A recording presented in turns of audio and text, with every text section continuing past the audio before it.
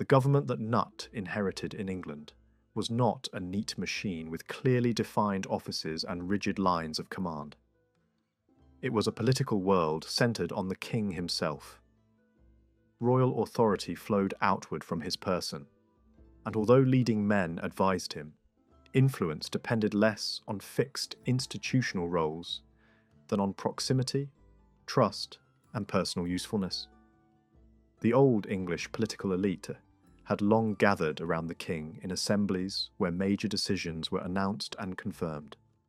And from these gatherings it is possible to glimpse the men who stood nearest to power.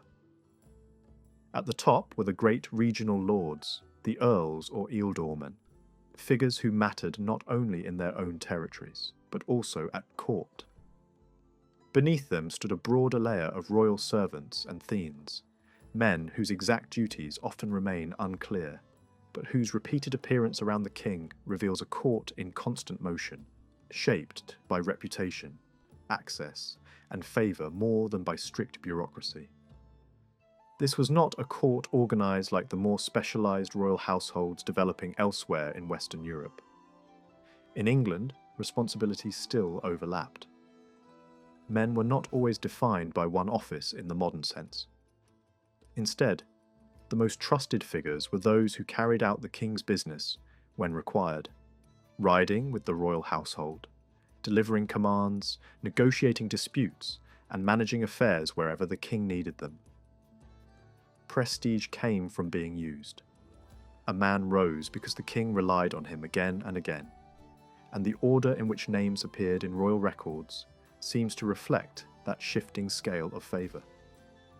A higher place in such lists was not merely decorative. It signalled standing, influence, and nearness to the centre of government. To rise in that sequence was to move closer to the heart of power. To fall was to slip from grace. Under Cnut, this courtly world changed in a noticeable way. After the conquest, Scandinavian names began to appear in large numbers among the king's attendants. These were not minor anomalies. They represent a clear shift in the composition of the ruling circle. Some of these men were likely members of Cnut's original following. Others, perhaps fellow invaders, who chose to remain in England after the campaign was over. What stands out is not just their presence, but their prominence. In the early years of Cnut's reign, certain Scandinavian figures appear repeatedly and in leading positions, suggesting that they had become central to the operation of the new regime. One of the earliest and most important of these men was a Scandinavian called Thord. His name appears again and again in records from the first part of Cnut's rule, often at the very head of the king's attendants.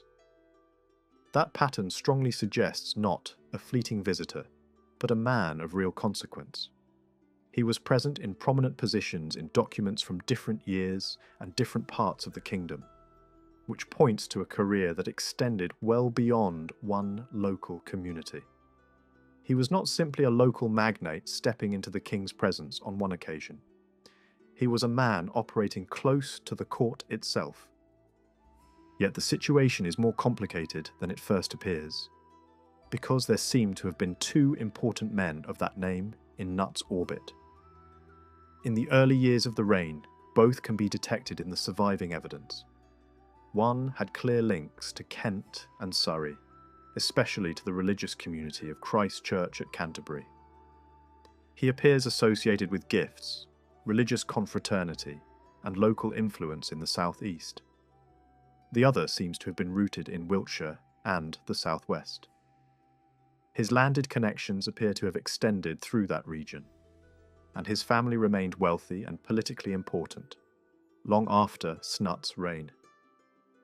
When the evidence is sorted carefully, the Thord, who seems to have mattered most at court, was probably the western one, the man connected to Wiltshire rather than the one based in Kent.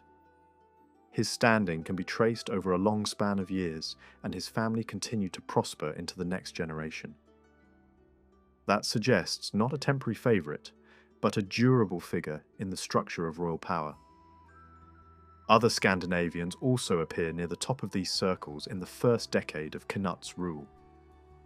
Men such as Halfdan, Hakon, and Aslak all surface in notable positions. Their names are not scattered randomly. They belong to the same pattern of early Scandinavian prominence. But unlike Thorid, most of them do not seem to maintain that visibility over a long period. They appear, sometimes impressively, then recede. This may suggest that some were powerful in their own local regions, especially in the southeast, and only occasionally attached to the king's travelling household. They were important men, but not necessarily enduring pillars of the central court. A more decisive shift came later when two new Scandinavian names began to dominate the upper ranks around Cnut, Osgot and Tovi. From the later 1020s onward, they appear together with striking regularity, often forcing older figures further down the order. These were not just ordinary attendants. Their prominence, frequency, and the descriptions attached to them in later tradition all point to men who exercised serious influence. Osgot seems to have held a leading role within the royal household itself, perhaps something close to a chief officer of the palace. Tovi appears as an especially intimate advisor, a man close to the king in council and active in executing royal business across the kingdom. Tovi is particularly revealing because he embodies the kind of service that seems to have mattered most in late Anglo-Saxon government. He was not important because he possessed a narrow and clearly defined bureaucratic office. He mattered because he was entrusted with action. He appears as a man sent on royal errands, engaged in official affairs far from the court, and associated with the practical business of rule. He moved through the kingdom in the king's service. That is precisely the kind of figure who seems to have stood highest in this system. Not the specialist administrator in a formal department, but the trusted operative who could be used repeatedly and effectively. At first glance, all of this might suggest a clean replacement of the English elite by a new Scandinavian inner circle. But the picture is not that simple.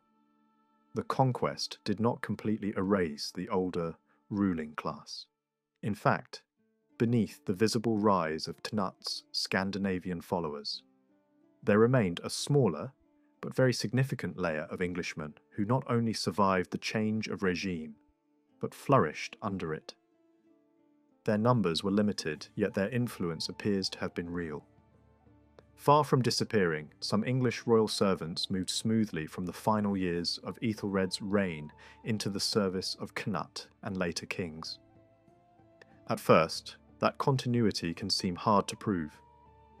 Many English names in the records are common, and long gaps between appearances make certainty difficult. A name recurring before and after the conquest does not automatically identify the same man. In many cases, the overlap is probably coincidence.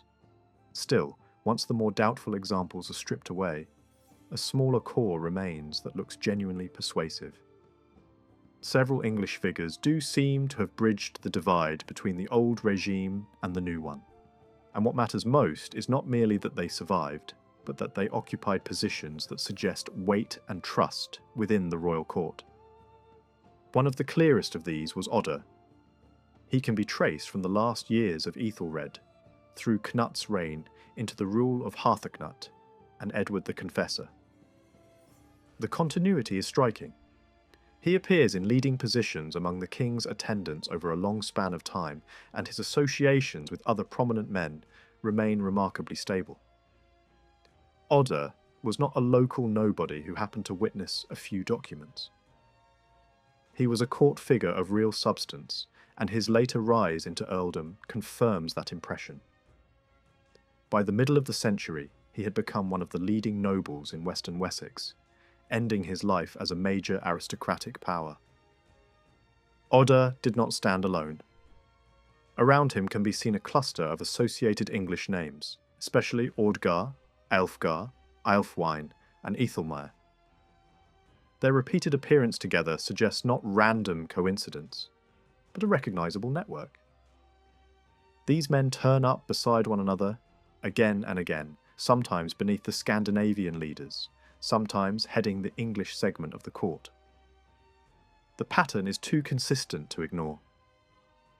It points to a group of English nobles and royal servants who operated together and retained standing under Cnut. Ordgar is another figure whose identity can be traced with some confidence. He seems to have belonged to an influential family rooted near the border of Devon and Cornwall, a family with deep landed wealth and long-standing local importance.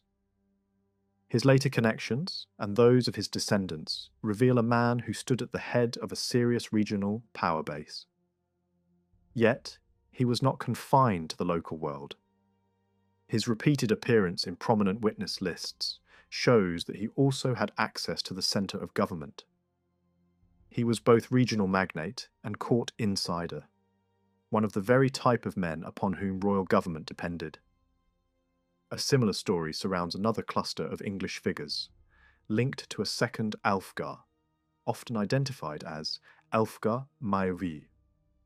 This man and his associates, including Ethelmire, Elfget, and Beorhtric, appear as another coherent network within Cnut's following. Their associations can be traced backward into the years before 1016. In other words, this was not a new group created by Cnut from nothing. These men had already been moving within the orbit of royal government under Ethelred.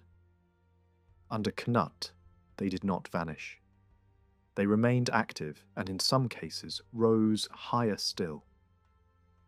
Beorhtric is especially important because his career lasted long beyond Cnut's reign. In the 1040s, he still appears as a man of standing at court, though usually beneath figures such as Odda and Ordgar. By around 1050, his political rank had clearly risen. Later, records show him as one of the richest non-earl landholders in England, especially strong in Gloucestershire and Worcestershire.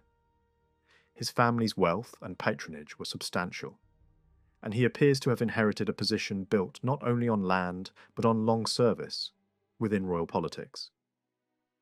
This is not the profile of a passive survivor. It is the profile of a collaborator who prospered.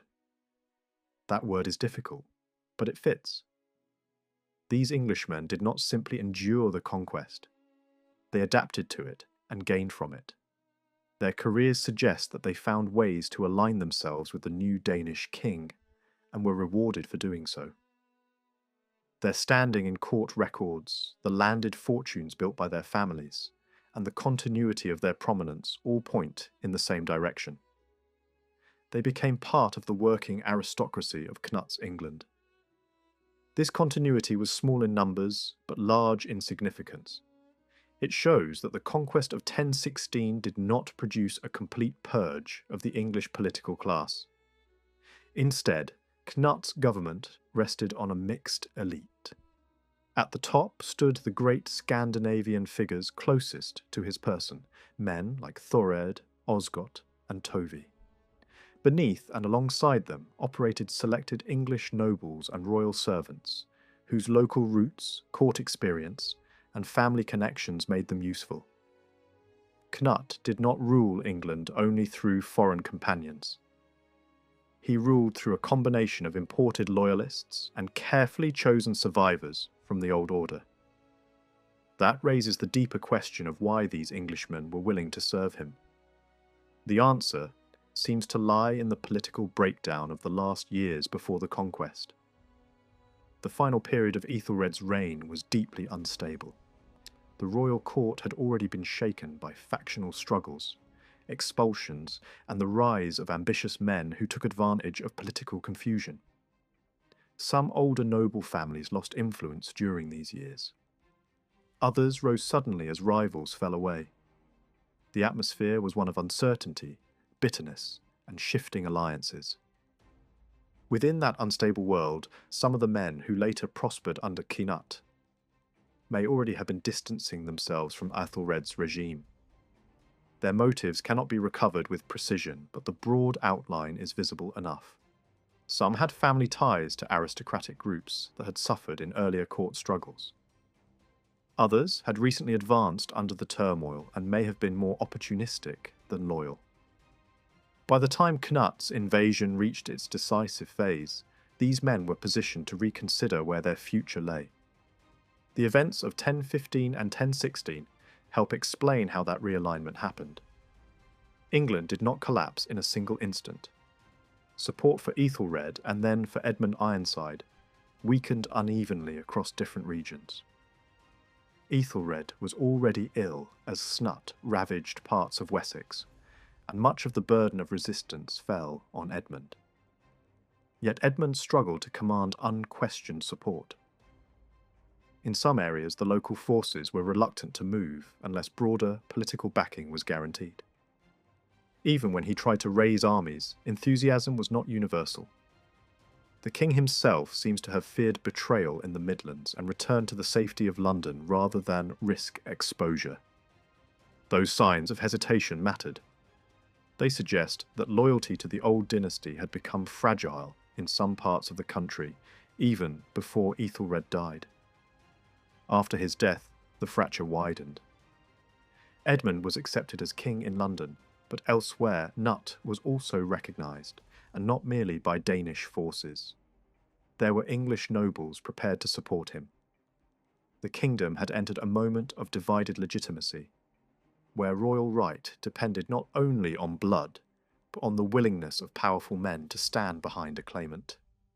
The battle at Schurston appears to have been one of the decisive turning points in that process.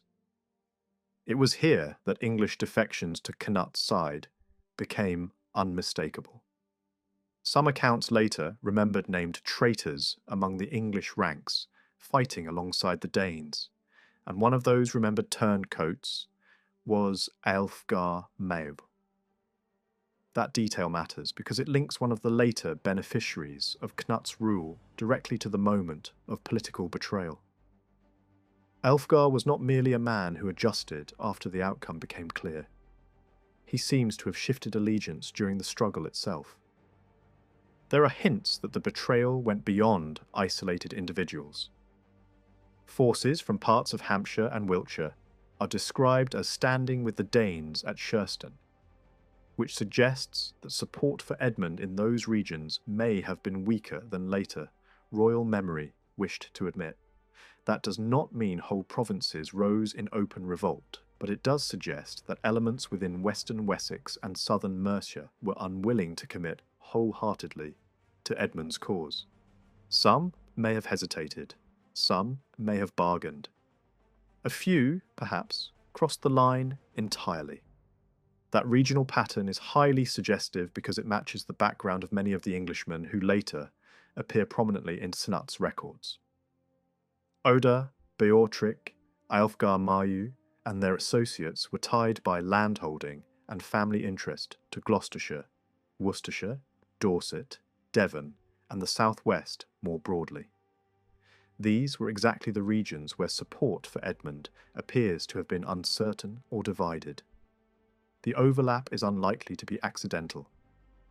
It suggests that the English collaborators who later thrived under Cnut emerged from a specific political environment, a western and southwestern aristocratic world that had become uneasy with the house of Ethelred and was prepared, at least in some cases, to gamble on a new ruler.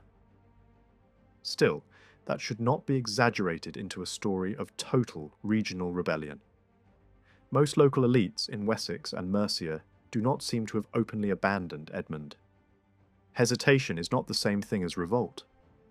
The majority probably continued to support him, even if without enthusiasm. The men who benefited most under Cnut were relatively few. They formed not a mass movement, but a compact and interconnected clique, bound by kinship, neighbourhood, and shared interest. Their success lay partly in being early movers.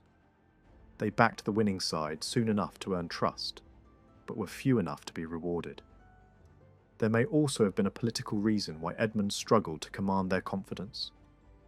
Before 1016, he seems to have built especially strong ties in the eastern Danelaw, rather than in the western and Mercian aristocracies. His marriage alliance and his defence of noble interests in that region may have strengthened his standing there. but at the same time it may have unsettled leading families elsewhere. In protecting one group of allies, he may have alienated another. If so, then the crisis of 1016 was not simply a military contest. It was also a failure to hold together the different aristocratic blocks upon which royal power depended. That is what makes the structure of Cnut's court so revealing. It shows conquest, but also negotiation. It shows foreign dominance, but not foreign exclusivity. It shows English collaboration not as a vague abstraction, but as a concrete political reality. Around Cnut stood Scandinavian warriors, trusted household men, royal envoys and advisors who had crossed the sea with him or attached themselves to his cause.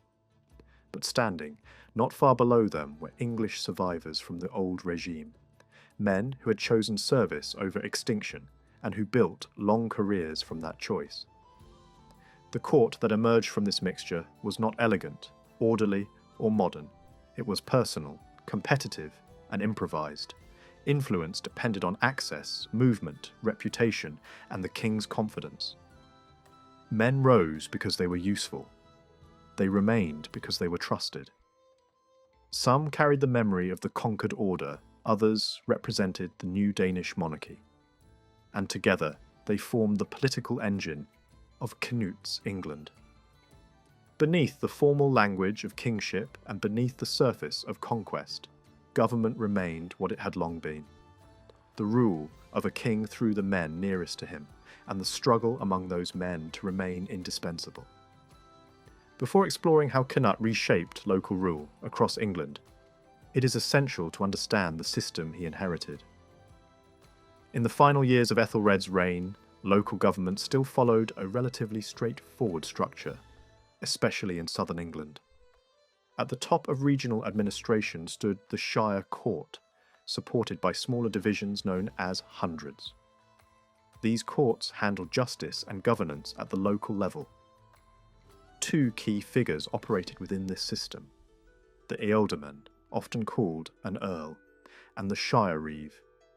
The ealdorman acted as the king's representative in a region, presiding over major assemblies alongside bishops, and supported by local landowners, known as thegns. These thegns helped extend authority across the countryside and maintain order when the ealdorman was absent. Below them, the shire reeves worked more directly for the king. Their role focused on enforcing decisions, managing disputes, and ensuring that justice was carried out.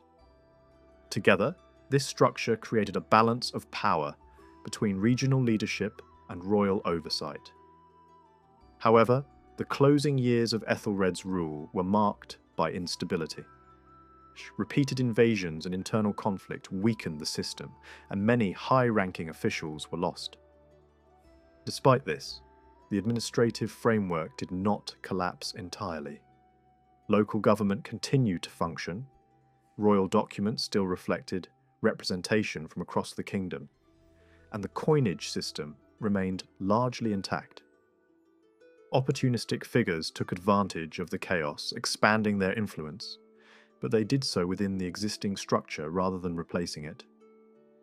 By the time Cnut secured control of England in 1017, he inherited a system that, while strained, was still operational.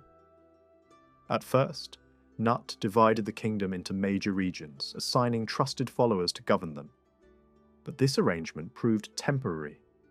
Within a few years, he began reshaping authority more directly. In Wessex, the traditional division between eastern and western regions initially remained. Local leaders continued to hold power, suggesting that Cnut chose not to disrupt established authority immediately. Yet this approach changed quickly. When signs of resistance emerged, particularly in the west, Cnut acted decisively. Key figures were removed, and instead of appointing direct replacements, he left certain high offices vacant. This was not a sign of weakness. Rather, it reflected a shift in strategy. Instead of relying solely on traditional regional leaders, Cnut began strengthening control at lower levels. In parts of Western England, Groups of his own followers, many of them of Scandinavian origin, were settled across the countryside. These men were not simply landowners. They formed networks, often appearing together in records, supporting each other's positions, and maintaining close ties to royal authority. Their influence extended beyond rural estates. Many were connected to towns, trade centres, and especially mints. This was crucial. Control over coin production and commerce meant influence over the flow of wealth. By positioning loyal men in these locations, Cnut created a system that allowed him to monitor and manage key economic and administrative hubs, without relying entirely on traditional aristocratic structures. This pattern becomes even clearer when looking at regions like Devon. There, clusters of landholders with Scandinavian names controlled coastal areas and territories near important settlements. Their distribution was not random. It suggests deliberate placement, likely intended to secure strategic points and maintain order in regions that had previously seen conflict. At the same time, some English officials remained in place. Experienced figures who had served under previous kings continued their work, particularly in roles like moneyers. These individuals provided continuity and helped stabilize the transition of power. Rather than replacing the entire system, Cnut blended new authority with existing structures. In the eastern parts of England, a similar approach can be seen. Initially placed under the control of a powerful ally, the region later experienced a shift when that alliance broke down. Once again, instead of immediately appointing a new regional governor, Cnut appears to have relied on alternative forms of control. One of the most significant centres of power was London. A strong Scandinavian presence there played a major role in governance. The city's assembly, its economic importance, and its strategic location made it a focal point for royal authority. Control over London allowed influence to spread across surrounding regions, without the need for constant direct oversight. Figures connected to this network held considerable power, sometimes rivaling that of traditional earls. Their wealth, landholdings, and positions within urban administration made them key players in maintaining stability. Further north and east, evidence suggests that Cnut also introduced loyal followers into the ranks of local landholders. In some cases, estates previously held by English nobles were reassigned to these newcomers. Over time, these individuals became integrated into local society, often marrying into established families and participating in regional governance. In Mercia, the situation was more complex. While some English leaders retained their positions, Cnut placed trusted followers into key areas, especially where resistance had been strongest. In certain regions, multiple authorities appear to have operated simultaneously. Traditional officials continued their roles while newly appointed figures exercised overlapping power. This layered system allowed Cnut to maintain control without completely dismantling existing institutions. It also ensured that no single group could dominate independently of the crown. In Kent, a different model emerged. There, the archbishop appears to have taken on responsibilities, typically associated with secular leadership. This arrangement may reflect a political compromise, granting greater autonomy to the church, while still aligning the region with royal interests. Across all these regions, a consistent pattern emerges. Cnut did not attempt to rebuild England's administrative system from the ground up. Instead, he adapted it. He removed threats where necessary, reinforced key areas with loyal followers, and allowed existing structures to continue where they remained effective. Far more evidence survives for Cnut's dealings with the English Church than for almost any other ruler of late Anglo-Saxon England. The record is unusually rich. It includes gifts of land, precious objects offered to bishops and monasteries, the founding of religious houses, new building work inside older communities. The movement of saintly relics and clear signs that the king intervened in important church appointments. Because the evidence is so abundant, historians have long tried to explain it. Some treated Cnut's generosity as little more than normal royal behaviour for the period. Others accepted that his actions stood out, yet still preferred to credit churchmen around him, especially Archbishop Wulfstan, rather than Cnut himself. In that older interpretation, Cnut appears almost as a force guided by wiser English advisers. But the pattern looks more deliberate than that. His actions suggest a ruler who understood exactly how much political strength could be gained by shaping relations with the church, and who did so with care, calculation, and regional selectivity. When Cnut took power, the Archbishop of Canterbury was Lyfing, a man who had already held office for several years. The evidence for royal generosity toward Canterbury under the previous reign is relatively thin, especially when compared with what followed. Under Cnut, the situation changed sharply. One grant records the king giving woodland in Sussex directly to Lyfing.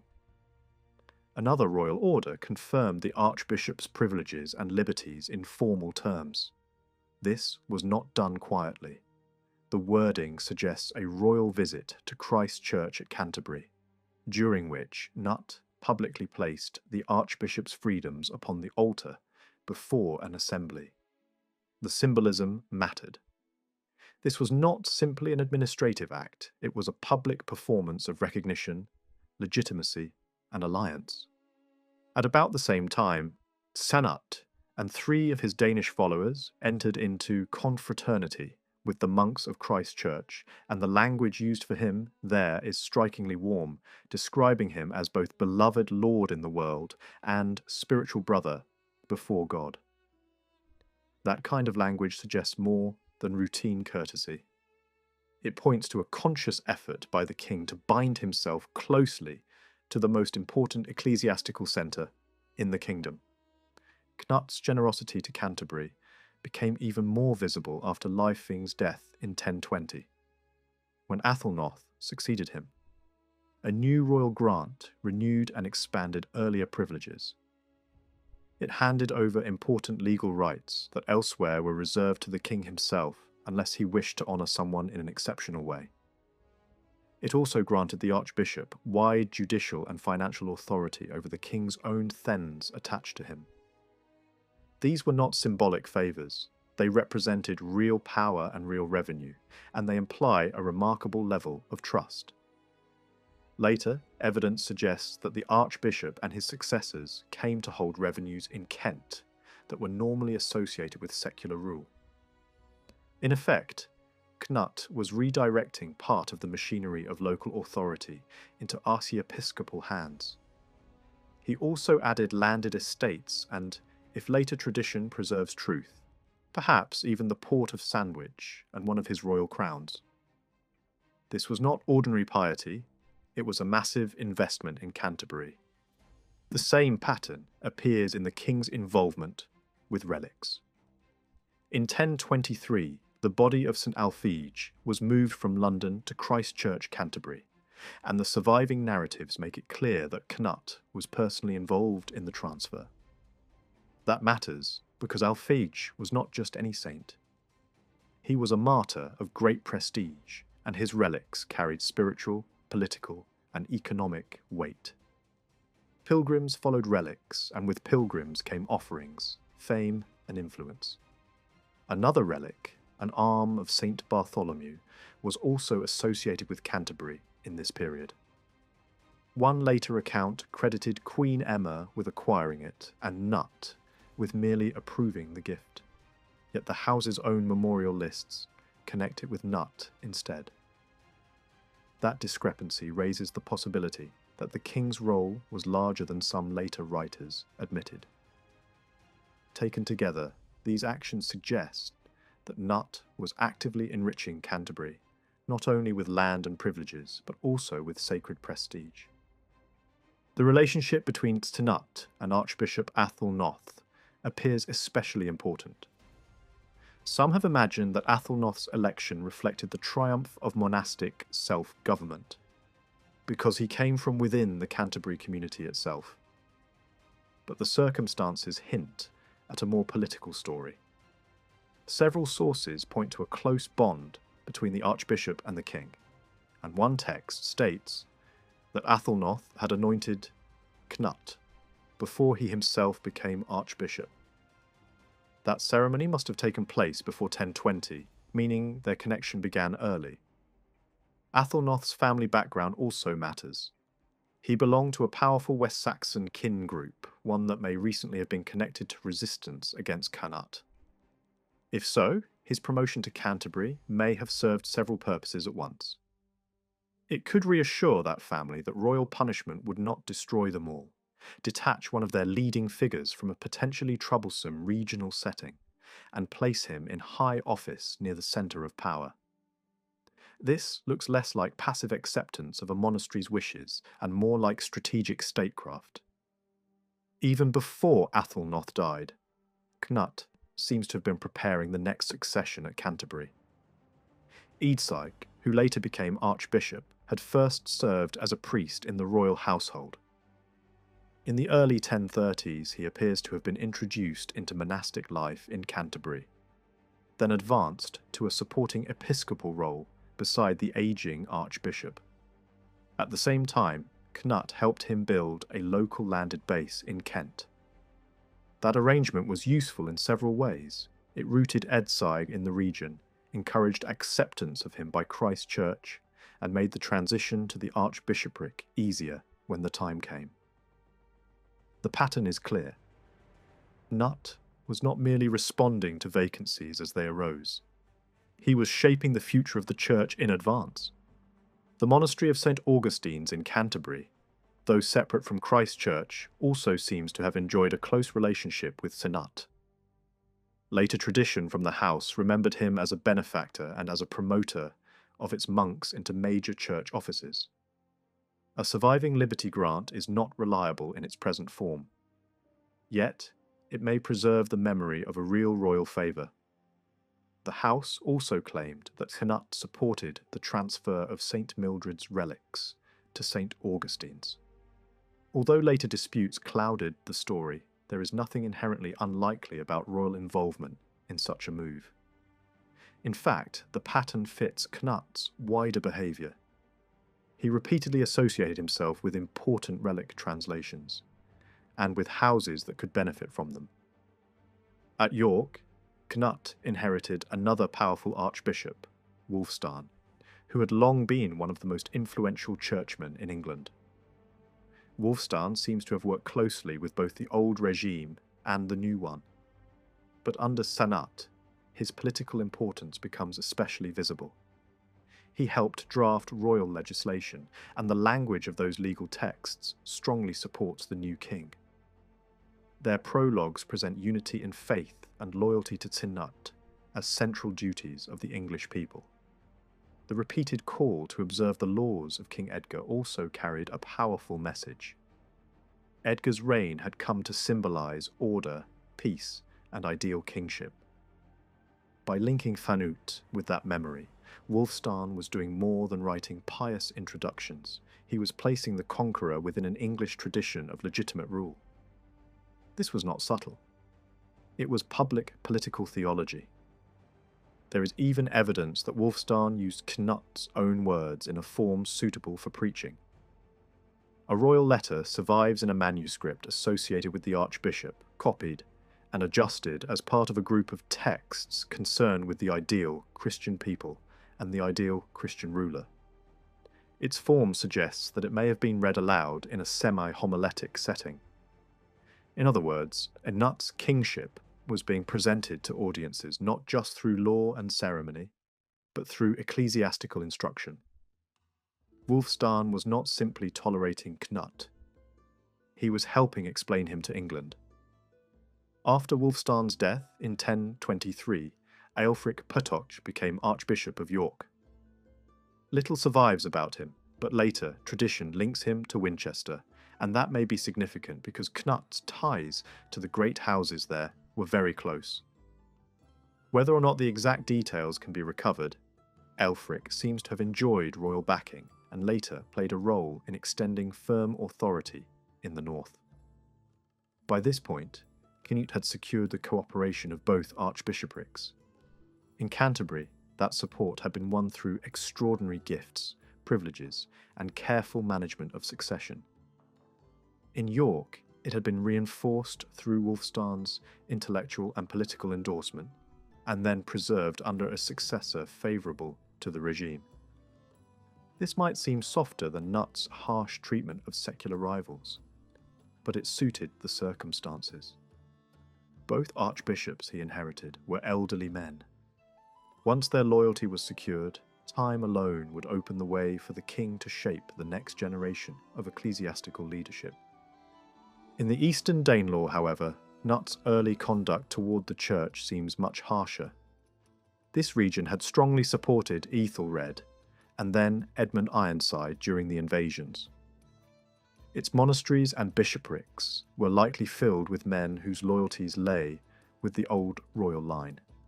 That made them not only wealthy institutions, but also possible centres of organised resistance. London offers the clearest example.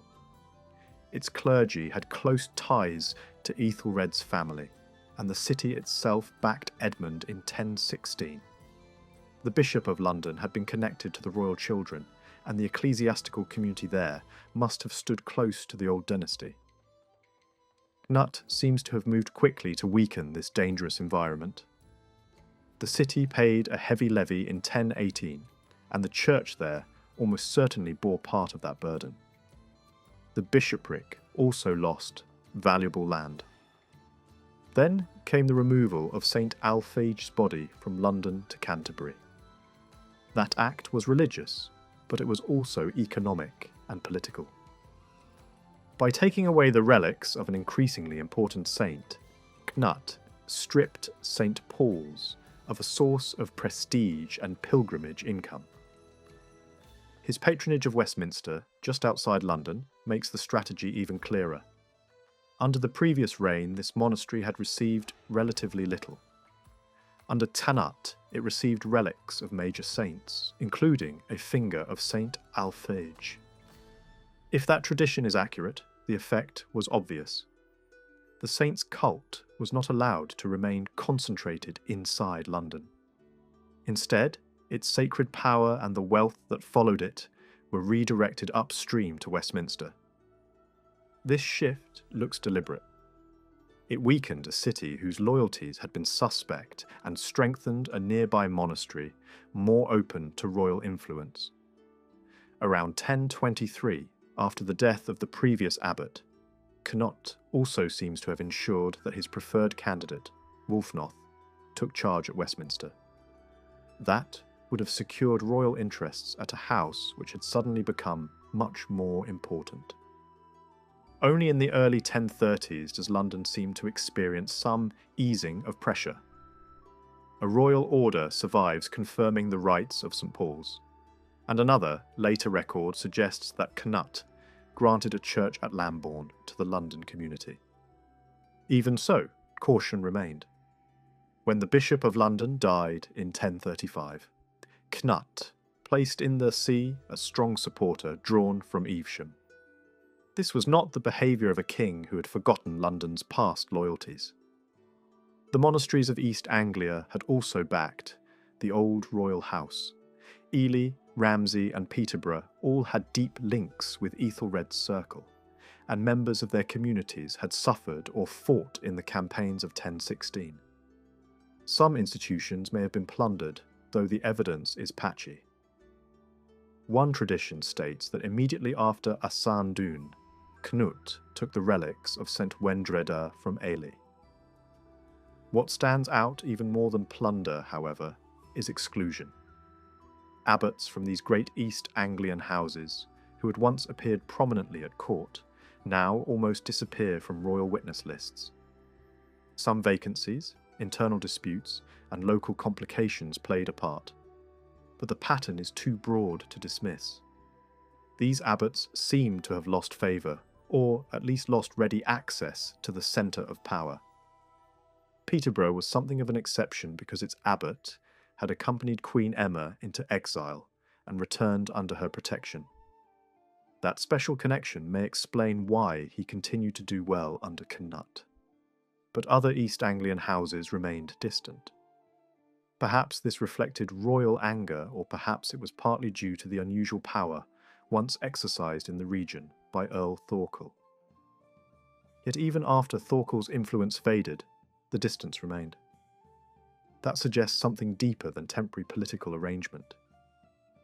Cnut seems to have kept these communities at arm's length for a long time. Even so, open hostility did not last forever. By 1020, a process of reconciliation had begun. A stone church was founded at Asandun to commemorate the dead of the battle, and its consecration was a large public event attended by the king, leading churchmen, abbots, and monks. The symbolism was powerful. Cnut was honouring the fallen at the very site where so many had died fighting against him. This was an act of memory, but also an act of political healing. Around the same time, he visited Thorney, where his name and those of important churchmen and earls were entered in the community's book of remembrance. Soon afterward, he visited Ely, and a land exchange there was dated to the feast day of the house's founding saint. That detail may preserve the memory of a carefully staged royal appearance, timed for maximum ceremonial impact. Cnut seems to have understood that reconciliation worked best when performed in places of deep local significance. From about 1022 onward, signs of royal generosity in the Eastern Danelaw become easier to find. Land grants were made to Saint Benet of Home. Ramsay received property in Thetford. Crowland later remembered gifts of rich vestments and liturgical equipment. Bury St. Edmunds developed a new church in a process that seems to have involved the king. Plans for building or rebuilding also touched Crowland and Ramsay. Yet even here the pattern is not one of broad, spontaneous piety. It still bears marks of calculation. The new church at Asandun, for example, came under the control of a royal priest, placing a trusted figure in an important local role. That office may have carried practical influence in Essex as well as symbolic significance. Once again, ecclesiastical patronage and royal administration appear to move together. Cnut's treatment of the church in Wessex followed a different path. Here there is little sign of the kind of early depredation seen in the East. Instead, the king seems to have moved more cautiously. Perhaps because Wessex was the old heartland of the West Saxon monarchy and therefore politically sensitive. There are signs of public acts of reconciliation. One later account describes Cnut visiting Glastonbury to pray at the tomb of Edmund Ironside and placing a magnificent cloak upon it. However embellished the details may be, the visit itself is plausible. It reads like a calculated gesture after a period of political tension. If so, the likely context is the trouble that led to the punishment of important West Saxon figures in 1020. By honouring his dead rival, Cnut could present himself not as a usurper still fighting the last war, but as a ruler who had moved beyond civil conflict. A gift connected with St. Edith at roughly the same time may belong to the same atmosphere, especially if sites associated with the old dynasty were becoming symbolic rallying points.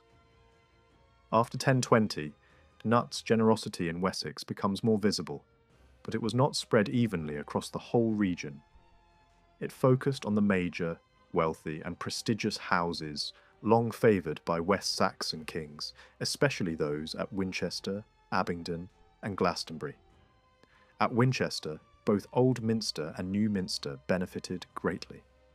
The Old Minster later remembered gifts, including a reliquary, a silver candelabrum, and land. Other traditions connected Cnut with the donation of a crown and perhaps with relics of St. Alphege. The Bishop of Winchester also remained a major figure at court throughout the reign. This was no accident. Winchester was one of the chief centres of royal government, and support for its churches meant support for a political heartland. The new minster did even better. It received the Great Cross famously associated with Cnut, adorned with immense quantities of silver, gold, jewels, and precious materials. Its abbot occupied a place of high importance in witness lists, and the house's own artistic production openly celebrated the king. In one famous image, Cnut is shown presenting the cross in a composition that echoes earlier royal imagery associated with Edgar. But the symbolism goes further. The picture does not simply cast Cnut as another donor. It presents him as a king receiving heavenly approval. In visual form, the monastery was helping to place him inside the sacred tradition of English rulership. Abingdon shows a similar pattern. This ancient royal monastery had long been associated with West Saxon power, and Cnut followed earlier kings in supporting it. Traditions from the house remember an expensive reliquary and relics among his gifts, while surviving records show him granting land in several places during the early 1030s. Like the leading houses at Winchester, Abingdon retained easy access to the royal court. Its abbots continue to appear prominently in witness lists, which suggests continuity rather than marginalisation. Glastonbury is more puzzling. Its abbot remained very prominent at court, yet the house seems to have received far less from Cnut than Winchester or Abingdon. Some have taken this as a sign of royal hostility because of Glastonbury's association with Edmund Ironside. But the pattern may simply continue an older one. Even under Ethelred, Glastonbury does not stand out as a major recipient of spectacular royal gifts, in the same way as some rival houses. The abbey's political access remained strong, but that did not translate into exceptional patronage. Whatever explains that pattern, it seems to have continued across both reigns. The question of appointments in Wessex reveals another shift in Cnut's policy. During the 1020s, he appears cautious even when trying to influence episcopal succession. At Sherborne, one account suggests that he removed the sitting bishop and placed in the see a man from St. Augustine's in Canterbury. Yet the arrangement did not last. The royal candidate eventually returned to Canterbury, and the earlier bishop resumed office. Something similar seems to have happened at Wells, where a struggle unfolded between a locally supported bishop and one favoured by the king. The conflict moved back and forth before the royal candidate finally prevailed. In both cases, Cnut was clearly willing to intervene, but his control still seems incomplete. Local resistance mattered. That changed in the early 1030s. At that point, Cnut began placing royal priests into major bishoprics in Wessex more decisively. After the death of the Bishop of Winchester in 1032, he attempted to elevate one favoured cleric, and when that failed he installed another, Elfwine, who had served in the royal chapel. Other royal priests appear in the same circle, and one of them, Duduk, soon took the see of Wells. This was not an isolated act. It reflects a broader policy of drawing bishops from the king's own household staff. By then, Cnut's position in Wessex was far more secure. The old dangers had faded, the machinery of control in the region was stronger, and direct royal influence could be asserted with greater confidence. This development may also reflect ideas Cnut picked up abroad. Duduk was a foreigner from Lotharingia, a region closely connected with the imperial world. Cnut had attended the imperial coronation in 1027 and travelled through the Rhineland, an area where rulers commonly promoted men from their own chapel into important bishoprics. Duduk may have entered Cnut's service after that journey, and his prominence at court is striking. It is very possible that this more systematic use of royal chapel clergy in episcopal appointments was encouraged by continental example. Cnut did not simply inherit English models of kingship. He adapted and expanded them, drawing from the practices of the wider European world. In Western Mercia, the pattern changes again. Here, Cnut seems to have shown surprisingly little interest in the church. There are almost no clear records of gifts or land grants to the major religious communities of the region.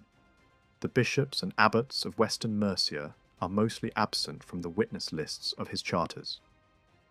Only the Bishop of Lichfield stands out for a time, and even his prominence ends early. This is not just a silence in the record. It appears to reflect genuine political distance. Evesham is the main exception, but even here the explanation seems personal rather than regional. The abbey received a little land, perhaps some relics, and a few valuable objects. More importantly, its abbot Aelfwyd appears to have been related to Cnut, perhaps through marriage ties. He became close to the king and benefited from that access, eventually receiving the bishopric of London. His success does not prove broad royal generosity toward Western Mercia. It suggests instead that personal connection could override a general pattern of neglect. Two other places may show some royal involvement.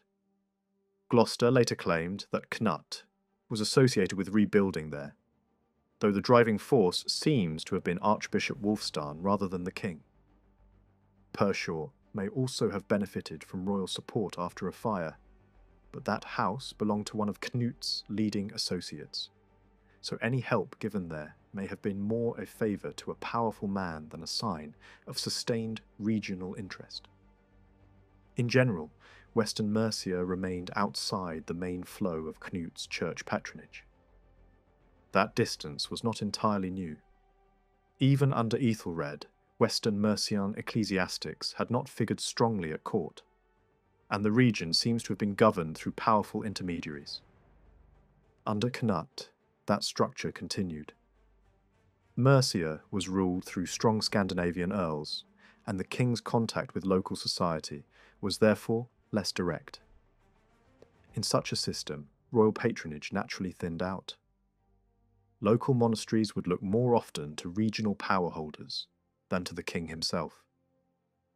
The result was a church less touched by Cnut's personal favour. Not because it was unimportant, but because the politics of the region placed it at a greater remove from the centre. By the time Cnut rose to power in England, the rulers of the south had already spent generations building complex relationships with neighbouring regions. These connections took different forms. At first, they were often temporary alliances shaped by immediate threats. Smaller kingdoms, facing pressure from stronger rivals, would turn to a more powerful ruler for protection. In return, they acknowledged his authority, at least for as long as the danger lasted. Over time, however, these flexible arrangements began to harden. By the 10th century, southern English kings were no longer satisfied with short-term cooperation. They aimed to create a more lasting system of dominance, one that extended beyond personal agreements and could survive the death of individual rulers. This evolving structure of power set the stage for the world Cnut inherited. Many historians have assumed that Cnut simply stepped into this established system and continued it. He certainly claimed authority over neighbouring regions, and later writers describe him as a ruler whose influence reached across Britain. Yet a closer look at the evidence suggests a more complicated reality. Rather than maintaining a steady, inherited system, Cnut's approach appears uneven, cautious at first, and only later more assertive. In the early years of his reign, his attention was drawn to Northumbria, a region that stood apart from southern England in both geography and political culture. Authority there was fragmented. Power was divided between major earls and a network of lesser leaders, local strongmen, and landholders who operate with considerable independence. The northern part of the region, centred on Bamber, had long functioned almost like a semi-autonomous territory, while the south, around York, was more closely tied to the English crown but still far from fully controlled. Cnut moved quickly to secure this unstable area. In 1017, he replaced the leading earl with one of his own trusted commanders, a man with strong ties to Scandinavian power networks. This decision was not simply administrative. It was part of a broader strategy to break existing loyalties and assert control in a region that had supported his rival. The previous ruler, faced with pressure on his home territory, had submitted to Cnut, only to be eliminated soon after. This removal cleared the way for a new order, one built on loyalty to the new king rather than inherited local influence. Yet this initial intervention did not lead to lasting direct control. The new appointee's authority appears to have been limited, and after his death in the early 1020s, no clear successor was installed. For nearly a decade, Northumbria seems to have drifted back into a more fragmented state. Local leaders regained autonomy, and the king's presence became distant. Rather than imposing a strong administrative structure, Cnut allowed the region to operate with minimal interference. This may have been a deliberate choice.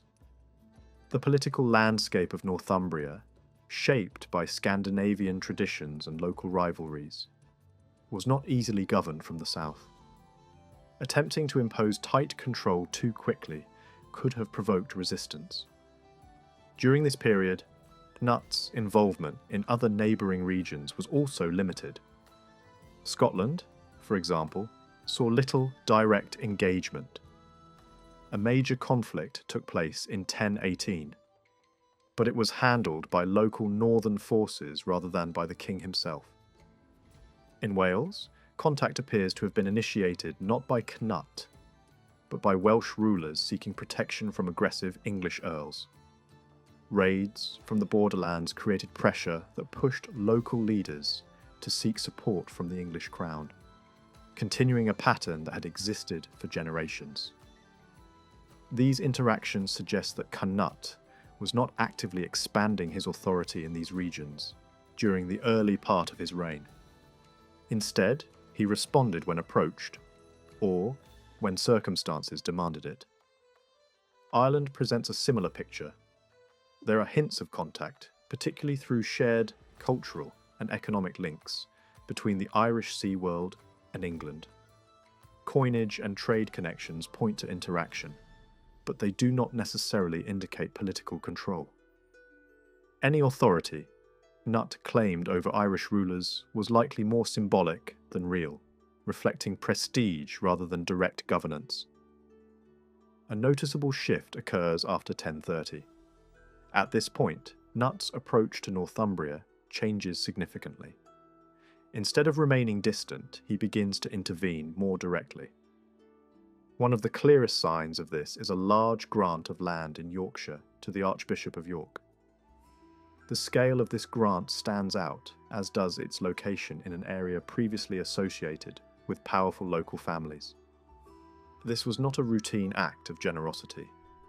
It appears to have been a calculated move to extend royal influence into a region where local authority had long been dominant. By strengthening the position of the Archbishop, Cnut was also strengthening a figure whose loyalty lay with the crown. Around the same time, he visited Durham, one of the most important religious centres in the north. The visit was marked by a public display of humility, but it also had clear political consequences. During this occasion, lands that had been taken from the church by local elites were restored. This act not only enhanced the standing of the religious community, but also weakened the power of regional aristocrats. By backing the claims of the church, Cnut positioned himself as both a pious ruler and an enforcer of justice, while simultaneously reshaping the balance of power in the region. The most decisive step came with the appointment of a new earl in the early 1030s. Unlike earlier figures, this man had no deep roots in Northumbria. His authority depended entirely on royal support. This made him an ideal instrument for extending central control. His role was not only to govern but also to limit the independence of local rulers, particularly those in the north who had long operated with a high degree of autonomy. Taken together, these actions reveal a clear change in strategy.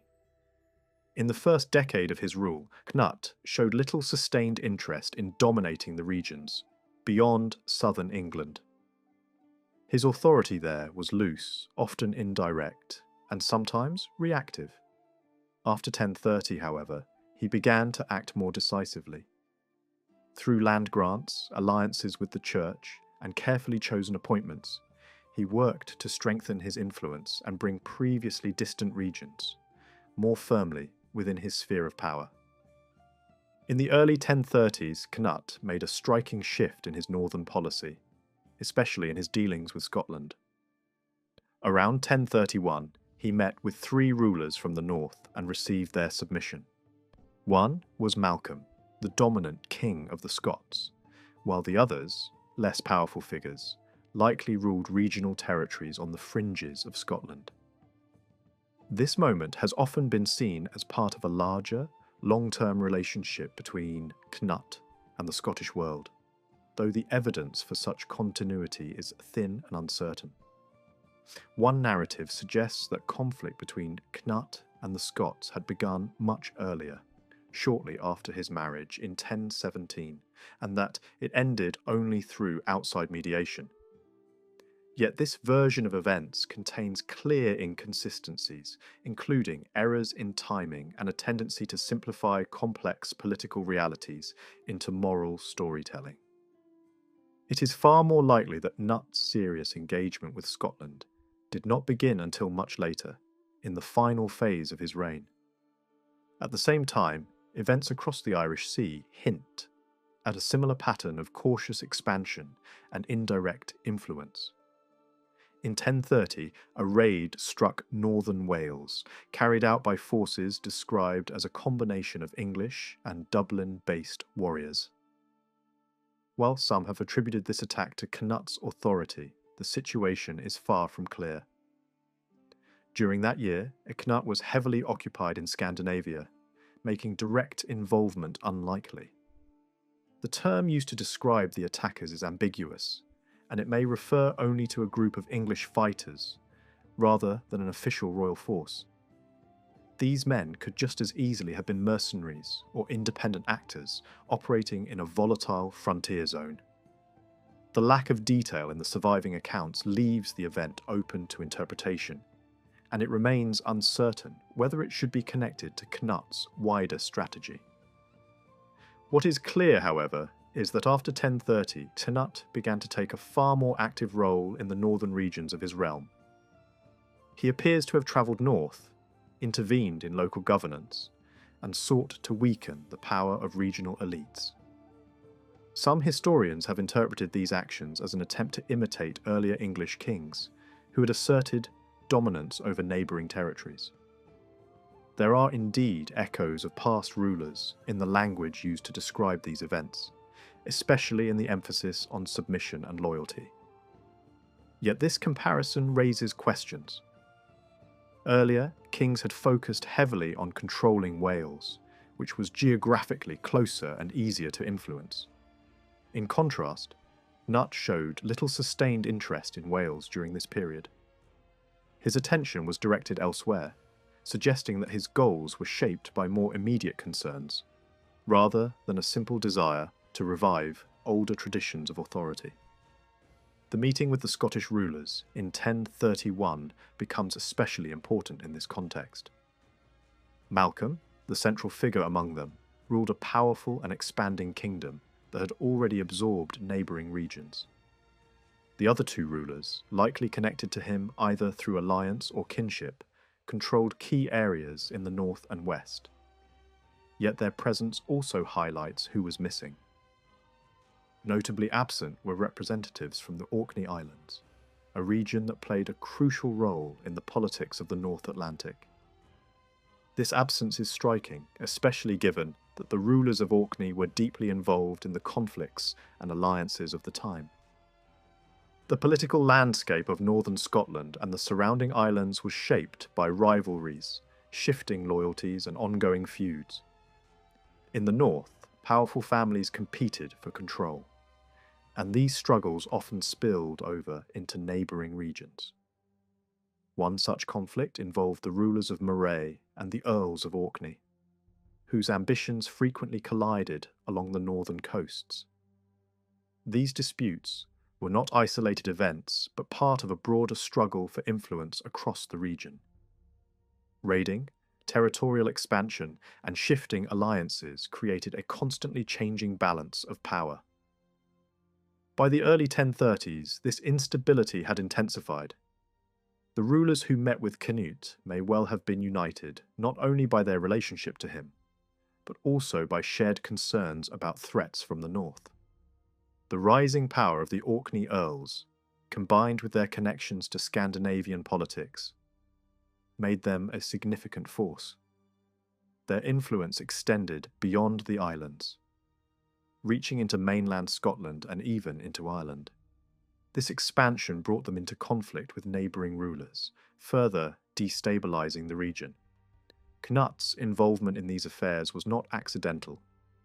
At the same time that he was strengthening his position in England, he was also building a vast political network across Scandinavia. His control of Norway, achieved in the late 1020s, was far from secure. Resistance was growing and rival claimants to the Norwegian throne were beginning to emerge. Many of these challengers had connections to the very regions that Cnut was now engaging with: Scotland, the Isles, and the Irish Sea. This overlap was no coincidence. The Norse world was deeply interconnected, and power in one region could quickly influence events in another. In this context, the meeting of 1031 takes on a new meaning. It was not simply a ceremonial act of submission, nor was it merely a continuation of older traditions. Instead, it appears to have been a calculated move within a larger strategy. By establishing relationships with key rulers in Scotland and the surrounding regions, Cnut could monitor potential threats and shape the political landscape to his advantage. Supporting certain rulers, or at least recognizing their authority, may have helped to create pressure on his enemies elsewhere. There is also the possibility that Cnut's actions were designed to weaken rivals indirectly. By encouraging tension along the northern frontiers, he could limit the ability of powerful figures to intervene in Scandinavian affairs. This would have been especially important given the fragile state of his rule in Norway, where loyalty was uncertain and opposition was growing. Controlling the flow of support and influence from the western regions may have been a crucial part of maintaining his position. The language used to describe the meeting suggests that it carried symbolic weight. The act of submission, emphasized in the sources, reflects a display of authority and hierarchy. Yet, such descriptions must be treated with caution. Contemporary accounts often shaped events to fit familiar patterns or political narratives. What appears as a clear assertion of dominance may in reality have been a more complex negotiation between powerful figures. Ultimately, Cnut's northern policy in the early 1030s reveals a ruler adapting to changing circumstances. Rather than simply inheriting and maintaining an established system of overlordship, he responded to immediate challenges with flexible and strategic actions. His engagement with Scotland, Ireland, and the northern regions of Britain was driven not only by ambition, but also by necessity. As his empire expanded across the North Sea, so too did the range of threats he faced. In these final years of his reign, Cnut was not merely consolidating power, he was reshaping the political landscape around him. His actions suggest a ruler who understood the interconnected nature of his world, and who sought to manage it through a combination of diplomacy, pressure, and calculated intervention.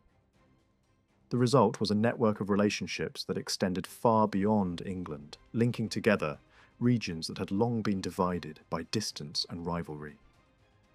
The exact moment when Cnut secured power in Denmark is still debated, and the sources do not offer a single clear answer.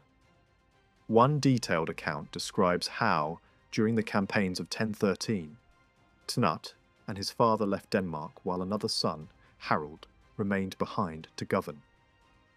After their father's death in early 1014, Cnut is said to have returned and demanded a share of the kingdom, only to be refused.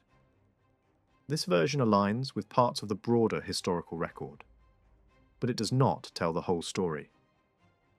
Evidence from coins suggests a more complex situation.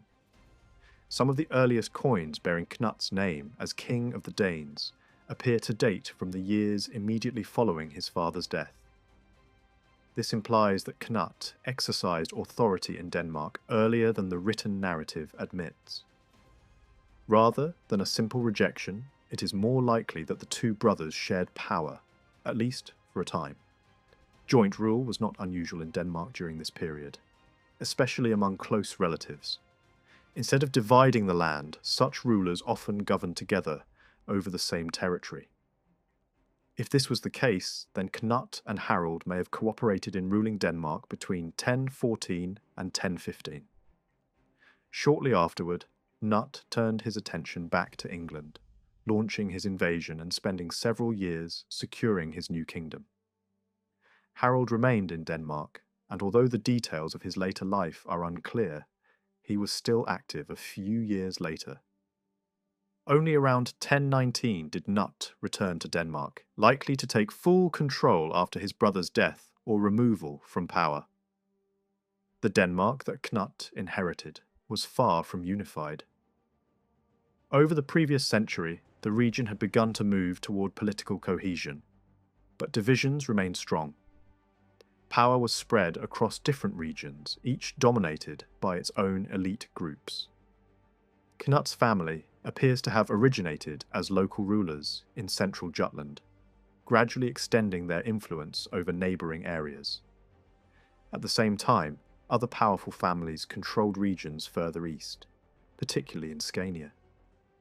These rival centres of power shaped the political landscape that Cnut had to navigate. The island of Zealand stood between these competing forces. It was neither fully controlled by the rulers of Jutland, nor by the elites of Scania. Later, traditions suggest that royal authority eventually shifted toward this eastern region, but the evidence for such a change during Cnut's time is weak. Descriptions of royal centres and burial sites have often been interpreted too confidently, and they may reflect later assumptions rather than the realities of the early 11th century. It is just as plausible that the Danish kings maintained a presence in multiple regions, moving between them as needed rather than ruling from a single fixed capital. Poetic traditions from the period support this view. They frequently associate Cnut with Jutland, describing him as a ruler tied closely to that region. References linking him to eastern Denmark are rare and appear only in specific contexts. This suggests that the shift of royal focus towards Zealand may have occurred later, after Cnut's time, rather than during his reign. In Cnut's day, power was still distributed across several key regions, each with its own political and economic importance. Assembly sites reinforce this picture of a divided landscape. In later centuries, three main gathering places became central to Danish political life, each located in a different region. If these sites already held importance in the Viking Age, they may reflect an earlier division of authority across the kingdom. Zealand, in this context, appears not as a firmly controlled royal centre, but as a contested space where different powers sought influence. Cnut's approach to this fragmented kingdom involved strengthening control through new forms of organisation, particularly in urban development. At the end of the 10th century, only a few towns existed in western Denmark, and these were closely tied to regional leaders, rather than to a centralised monarchy. Some of these settlements declined or even disappeared during periods of unrest, leaving gaps in the economic and administrative structure of the kingdom. Coin production in these older towns was limited or inconsistent, reflecting a lack of sustained royal involvement. During Cnut's reign, new urban centres emerged, especially in Jutland and Zealand. These were not simply the result of gradual growth, but appear to have been part of a deliberate effort to reshape the landscape of power. These towns were strategically placed in areas that allowed control over trade routes, assembly sites, and key regions of settlement. Coin production expanded significantly in these new centres, and the coins themselves bore Cnut's name, making clear the authority behind their creation. The organisation required to produce such coinage suggests strong royal involvement. Skilled craftsmen, including individuals with connections to England, were brought in to support these activities. Their presence is visible not only in coin production, but also in other forms of material culture, including pottery and construction techniques. This movement of people reflects the wider connections of Cnut's rule, linking Denmark more closely with the English world he had conquered. Archaeological evidence reveals that these new urban sites were carefully planned. Roads were laid out, building plots were organised, and specialised areas for craft production were established. The scale and coordination of this work point to the involvement of a powerful authority, almost certainly the king himself. These towns were not just places of trade. They were instruments of control, designed to monitor economic activity and to anchor royal influence in key regions. The timing of construction phases in some of these sites aligns closely with known events in Cnut's life. Periods of intense building activity correspond to times when he was present in Denmark, suggesting that his visits played a direct role in their development. Seasonal patterns of occupation also hint at the presence of royal officials, who may have managed these centres on the king's behalf when he was absent. Alongside economic and administrative changes, religious organisation also became an important tool of control. The spread of Christianity in Denmark had begun earlier, but it was closely tied to the ambitions of rulers seeking to strengthen their authority. By promoting the new religion, kings could weaken traditional power structures and create new forms of loyalty centred on themselves. Cnut continued this process by appointing bishops and clergy who were closely connected to his own court. These figures did not appear to answer to external authorities, but instead operated within a structure shaped by royal interests. Their origins are difficult to trace, but many seem to have had connections to England, reflecting the broader network of Cnut's rule. Through these appointments, the king extended his influence into both spiritual and administrative spheres. The introduction of these clergy was accompanied by the construction of churches, some of them built in stone, a rare and prestigious material in Scandinavia at the time. These buildings signalled not only religious change, but also the presence of wealth and authority.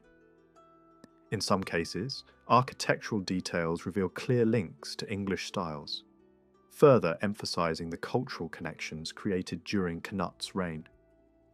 At the same time, older religious traditions did not disappear overnight. Some regions retained their own practices, and local leaders continued to play a role in religious life. Yet the overall trend was toward greater centralisation, with the king increasingly shaping both political and spiritual structures. Whether the Archbishopric of Hamburg-Bremen truly held authority over Scandinavia at this time, or simply claimed it, one thing is clear. Cnut and his father deliberately built a church system that bypassed that authority. Their choices did not go unnoticed in the German world. The Archbishop Unwan reacted strongly when Cnut appointed bishops trained outside his influence. These were men shaped in England, not within the traditional German ecclesiastical network. One of them, a Gerbrand, was seized on his journey back from England. He was brought before Un and questioned. Under pressure, he acknowledged the authority of Hamburg-Bremen. But this was only part of the story. Un attempted to assert control through diplomacy as well as force. Envoys were sent to Cnut, and a form of agreement was reached. Contemporary accounts describe it as a close alliance, but the reality appears far more complex. Rather than submitting, Cnut entered into prolonged negotiations, carefully protecting his independence. A meeting followed that brought together not only Cnut and the archbishop, but also Slavic rulers who governed territories tied to Hamburg-Bremen. These princes had long been part of the archbishop's sphere of influence. Their presence reveals the wider stakes. This was not simply a dispute over bishops. It was about control across a broad frontier region. Even after this supposed agreement, the outcome did not favour Hamburg-Bremen. The archbishop was unable to replace Cnut's chosen bishops or introduce his own candidates into Danish sees. The balance of power had shifted. By the mid-1020s, the situation had turned further in Cnut's favour. In 1027, Cnut travelled to Rome for the imperial coronation of Conrad II. There, he met both the emperor and the pope. These meetings were not ceremonial alone. They involved negotiation, strategy, and the shaping of political boundaries. According to later accounts, the emperor recognized Danish control over the region south of the Danish frontier, including the important centre of Hedeby. Whether this was a formal transfer or a mutual understanding is uncertain. What matters is the broader context. The empire faced serious threats from the east, particularly from Poland. Securing peace along the northern border would have been a strategic priority. Cnut was closely connected to the ruling family of Poland. In another context, he might have supported them militarily. Instead, he chose not to intervene. This decision likely strengthened his position with the emperor, ensuring that no northern alliance would threaten imperial interests. The consequences were immediate.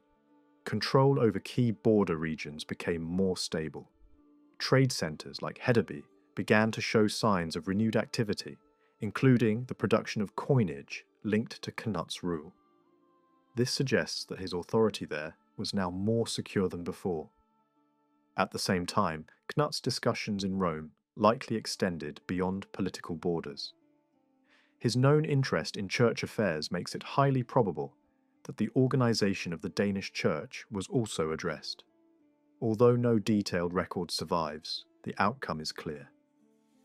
On returning north, Cnut acted with confidence, as if his position had been internationally recognised. Faced with this new reality, Un had little choice but to adjust. When he died shortly afterward, his successor focused first on building a workable relationship with Cnut, rather than challenging him directly. Meanwhile, within Denmark itself, a new structure was taking shape. Urban centres and bishoprics developed side by side, forming a network that supported royal authority. In several regions, this pattern appears balanced and deliberate. Each area had its own bishop and a central place of administration. These units were relatively equal in size and influence, but one region stood apart. The bishopric of Ribe covered a much larger territory than any other. It stretched across a vast portion of Jutland, far beyond the scale seen elsewhere. This imbalance was not accidental. Later, reforms would divide this area into several smaller dioceses, confirming that its earlier size had been unusual. Even more striking is the continuity of leadership in this region. While other bishoprics saw changes in personnel, Ribe retained the same family influence across generations. This family was deeply rooted in Danish aristocracy. Its members had long-standing ties to Hamburg-Bremen and had embraced Christianity at an early stage. One of them had been consecrated as a missionary bishop decades before the Danish royal conversion. Others maintained close connections with German religious centres. Despite this, they remained in power under Cnut. Rather than removing them, he appears to have integrated them into his system. Evidence suggests that this relationship was strengthened through family alliances, possibly involving marriage links with the royal house. This would explain how a family with strong external connections was able to retain its influence during a period when other foreign ties were being reduced. The region associated with this family lay in the northern part of Jutland, an area that presents a unique picture of political and religious development. Archaeological evidence from this region reveals a landscape of powerful local elites. Settlements were positioned to control trade routes and waterways. These were not simple villages, but centres of authority, connected by networks of influence. At the same time, signs of early Christianity appear alongside clear evidence of older traditions. Churches were built, while burial practices continued to include elements associated with pre-Christian belief. Weapons, horses, and symbolic objects remained part of elite graves. This combination suggests a gradual and negotiated process of change. Rather than a sudden transformation imposed from above, religion evolved through adaptation. New beliefs were introduced without entirely replacing older ones. Local leaders appear to have managed this transition in ways that preserved their authority and identity. One site, in particular, illustrates this process vividly. A church was constructed directly over an earlier burial mound belonging to a high-status individual. The placement was deliberate. Anyone entering the church would pass over the grave. This was not an accident of location, it was a statement. The new religion was being linked to the old, not erasing it. By the time this church was built, Christianity had already been present in the region for decades. This was not an early missionary effort. It reflects a later stage where local elites actively shaped how the new faith was integrated into their world. Throughout this period, central authority did not fully override local autonomy. Even as royal power expanded elsewhere, northern Jutland retained a degree of independence. Religious practices there were not tightly controlled, and local traditions persisted longer than in other regions. This pattern is reinforced by the behaviour of regional church leaders. Even when outside authorities attempted to appoint new bishops, local figures maintained control. In some cases, positions were effectively inherited, passing within the same family, despite external pressure. The result is a picture of negotiated authority. Cnut's rule was not simply imposed across Denmark. It was constructed through alliances, compromises, and strategic decisions. In some regions, he acted decisively to reshape institutions. In others, he allowed existing structures to continue, provided they supported his broader aims. In dealing with powerful families, he chose cooperation over confrontation when it served his interests. In managing relations with external authorities, he combined resistance with diplomacy. Through this approach, he secured control without provoking unnecessary conflict. The system that emerged was not uniform. It varied from region to region, shaped by local conditions and existing power structures. Yet it functioned as a whole, supporting a growing network of royal authority. This was not a simple story of domination. It was a careful balancing act. Skåne stood at the far eastern edge of medieval Denmark, yet in many ways it was the richest and most strategically important part of the kingdom.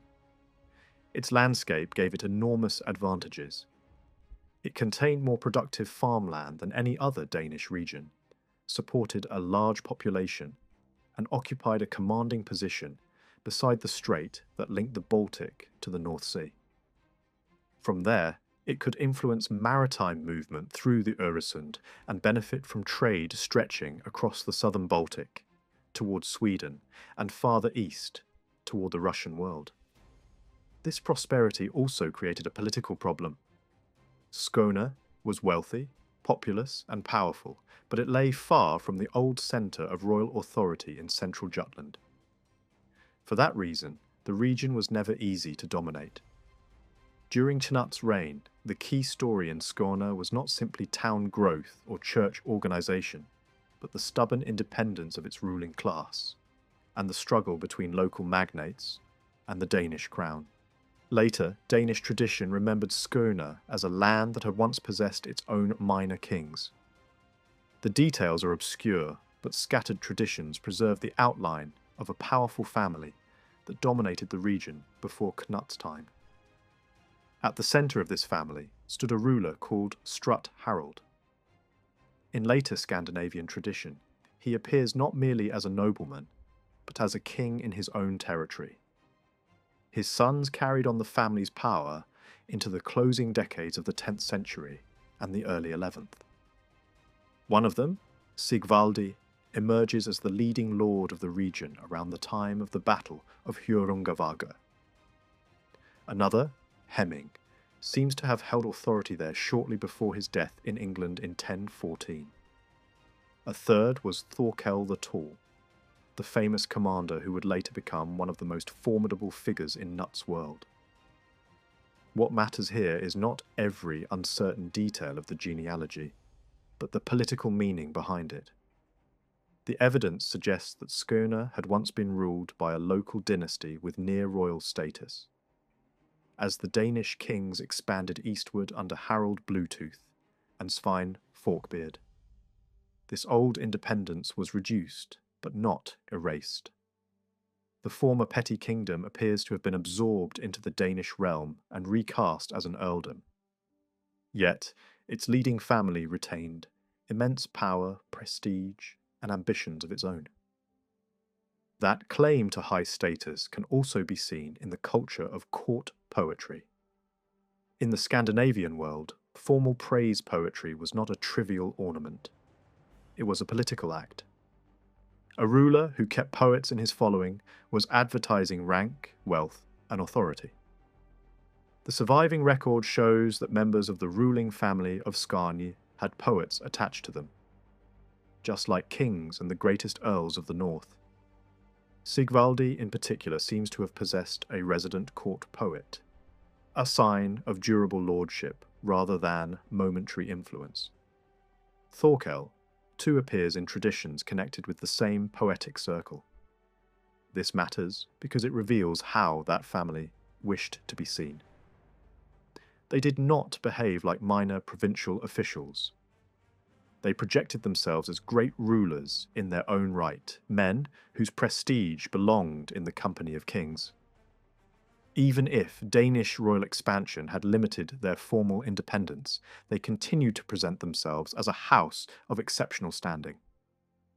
English and Scandinavian traditions alike preserve signs of serious tension between this family and the Danish royal line. Thorkel the Tall is the clearest example. Some narratives try to portray him as a loyal supporter of Svein Forkbeard and later of Cnut. But the story beneath the surface is far more uneasy.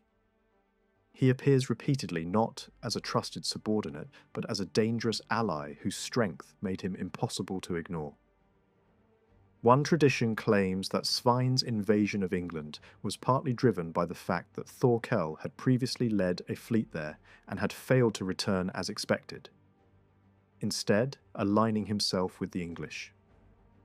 Another account places Cnut in Denmark after his father's death, speaking anxiously of Thorkel as a man who had already abandoned the royal family once and might oppose them again. Even the later negotiations between the two are marked by caution and distrust. Thorkel did not approach as a humble servant seeking pardon.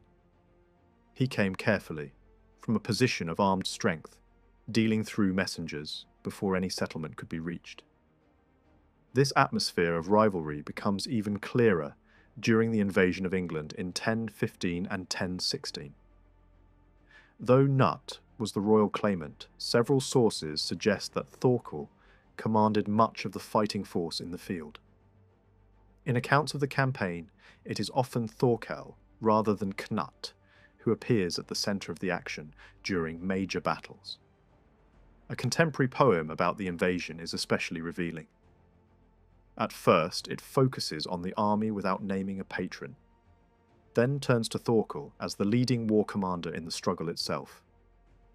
Only later does Cnut emerge as the figure who resolves division and commands all the Danes as overlord. The distinction is important. Thorkel seems to have held practical military prominence, especially among experienced warriors, while Cnut possessed the higher authority of royal birth. The poem handles that balance with extreme care, praising Thorkel's battlefield stature while still affirming Cnut's superior right to rule.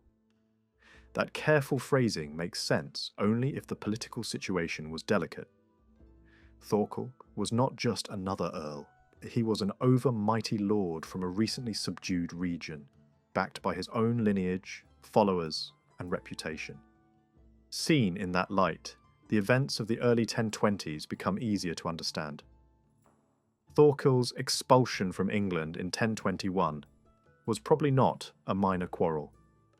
It looks more like a reaction to a serious threat. The surviving evidence hints that Cnut may have suspected him of reaching too far, perhaps even of making a bid for the English throne, or at least building a power base dangerous enough to resemble one. There are traditions that Thorkel had married an English noblewoman connected to the old royal house, and that she too was implicated when he fell from favour. Whether every detail is correct or not, the wider pattern is clear enough. Cnut no longer regarded him as merely useful. He saw him as a rival whose ambition could no longer be tolerated. But exiling Thorkel from England did not remove the danger. It shifted the problem back to Denmark, and especially to Skåne. Once in the Danish world again, Thorkel had access to his family's old networks, regional loyalties, and military contacts. Some later accounts describe him as a figure whom Danish leaders feared might stir civil conflict. Others speak of unrest in Denmark during Cnut's absence, as if powerful men there had begun to cast off obedience to the king. In this setting, Cnut's expedition to Denmark in the years 1022 and 1023 appears as a direct response to the threat posed by Thorkel and those who might rally around him. English and Scandinavian traditions preserve traces of this campaign, and they suggest it extended beyond Denmark itself into the Baltic world. That Baltic dimension is significant. Cnut had strong reasons to care about the Eastern Sea. His father had built alliances there, and his own family ties reached into the Slavic and Polish sphere. Cnut's mother was connected to the ruling House of Poland, and her background linked the Danish dynasty to one of the strongest powers on the southern Baltic coast. Cnut also inherited diplomatic and political interests in that region. Visitors with Slavic names appear at his court, and traditions survive of close ties between his family and the rulers of the Baltic shore. Yet Cnut's military move eastward in the early 1020s was not just the result of old family connections. It was likely connected to the struggle with Thorkel. The ruling family of Skåne also seems to have possessed its own Baltic allies, especially across the southern coast near Volyn, a wealthy trading centre associated in Scandinavian tradition with Jomsborg. The literary traditions around Jomsborg are full of exaggeration, but they almost certainly preserve a core of historical truth. Volyn was a major port, rich from trade and strategically placed at the mouth of the Oder. Archaeology shows that it had a strong Scandinavian presence and long-distance connections. Tradition also links Sigvaldi and his kin to that world. Fleets associated with him are said to have included Wendish ships, and the old stories consistently place his family in close contact with the settlement across the sea. If so, then the conflict inside Denmark was tied to a wider network of alliances in the Baltic. Cnut's dynasty leaned toward Polish connections. The Jarls of Skåne were probably closer to the power centres around Volyn. Those groups themselves had a history of hostility. The political rivalry inside Denmark may therefore have had an eastern front as well. That helps explain why Cnut's campaign after Thorkel's exile seems to have reached into Baltic waters. It may have been an effort not only to suppress unrest in Denmark, but to strike at the external connections that gave Thorkel's faction money, ships, and manpower. A dispossessed ruler or noble in Scandinavia often looked abroad for plunder and support before trying again at home.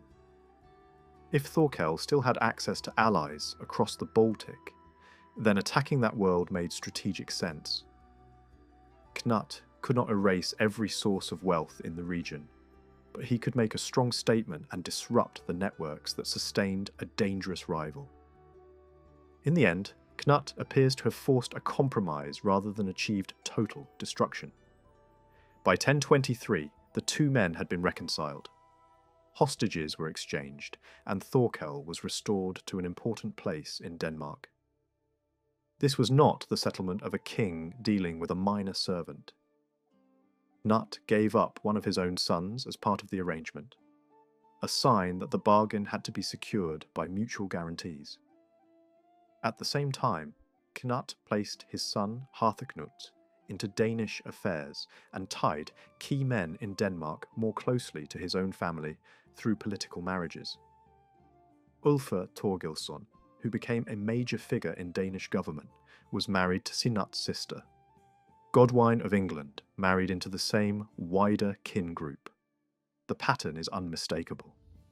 Cnut sought to stabilise Denmark by combining force, hostages, dynastic marriage, and the careful placement of trusted relatives and allies.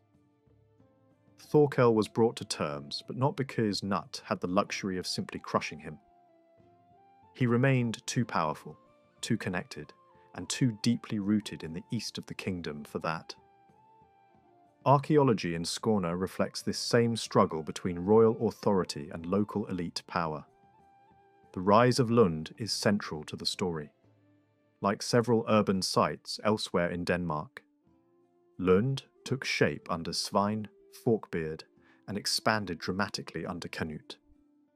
Excavations have revealed an early cemetery, wooden coffins datable to the decades around the turn of the millennium, and settlement layers that begin in the late 10th and early 11th centuries. The most intense phase of early development falls in the 1020s and 1030s, exactly when Cnut was working to secure Skåne after the crisis with Thorkel. Planned plots, fenced divisions, and signs of controlled urban layout suggest deliberate intervention by a powerful authority. Such organisation did not emerge casually. It required direction, resources, and the ability to reshape a landscape according to political design. Numismatic evidence strengthens this picture. Lund became the most active mint in Denmark during Cnut's reign. Coins there were struck in his name, with named moneyers, and the scale of production surpassed other Danish mints. The names connected to this minting include unmistakably English ones, showing that skilled personnel had been transferred from England into the region. Archaeology supports the same conclusion. Large numbers of pottery fragments imitating English wares have been found in the earliest layers of Lund. They appear in contexts from the late 10th and early 11th centuries, but disappear from later 11th century deposits. These finds point to a substantial English element in the early town, probably attached to royal officials, moneyers, clergy, or their households. Lund was not simply growing by accident. It was being built into a royal centre with outside expertise and an imported administrative culture. The spread of Christianity in Skåne also followed this pattern of royal intervention. Svein Forkbeard and Cnut both appear to have relied on churchmen trained in England to establish Christian authority in the region. Missionary bishops were first imposed on Skåne, and under Cnut, a more fixed ecclesiastical structure began to emerge.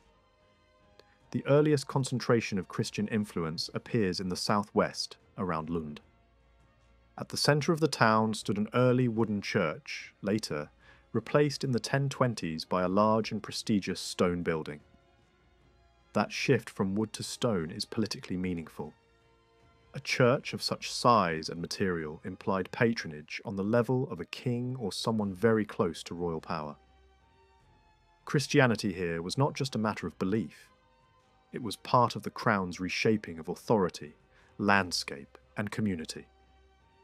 To understand why Lund mattered so much, it is necessary to look at the older centres it replaced. Prehistoric settlement patterns in Skåne show concentrations along the western coast, especially in fertile and accessible zones, linked to fisheries and trade. The same areas are marked by old trading sites known from place names, connected with commerce. These were not towns in the later medieval sense, but controlled exchange points tied to local aristocratic power. Lund was founded in the middle of one of the most important of these western zones, close to the routes that linked inland settlements to the coast and to the crossing towards Zealand. Just a few miles south lay Apokra, an extraordinary settlement that had long served as a major political, religious and economic centre. Apokra had deep roots reaching back centuries before Cnut's age. By the late Viking age, it was a wealthy elite seat, filled with rich metalwork, long occupation and signs of organised lordship on a large scale. It stood on defensible high ground above wetter terrain, a naturally strong position, but one that depended on links to roads and distribution points, beyond the settlement itself. Lund was founded at exactly the point where those lines of communication could be controlled. The road network that later connected Lund to the surrounding district almost certainly predated the town and had served the old elite centre at Apokra. When Lund rose under royal patronage, it did more than create a new town. It captured the key junction between the old aristocratic centre and its hinterland. From that perspective, Lund looks like a deliberate act of political geography. Royal power inserted itself at the weak point of an older regional system. By taking control of movement, exchange, minting, and church organisation at Lund, the crown could redirect wealth away from old elite centres and toward a new royal one. Apokra began to decline from the late 10th century onward and had largely faded by the middle of the 11th. Nearby trading places also lost importance as Lund expanded. The process seems less like natural urban evolution and more like controlled displacement.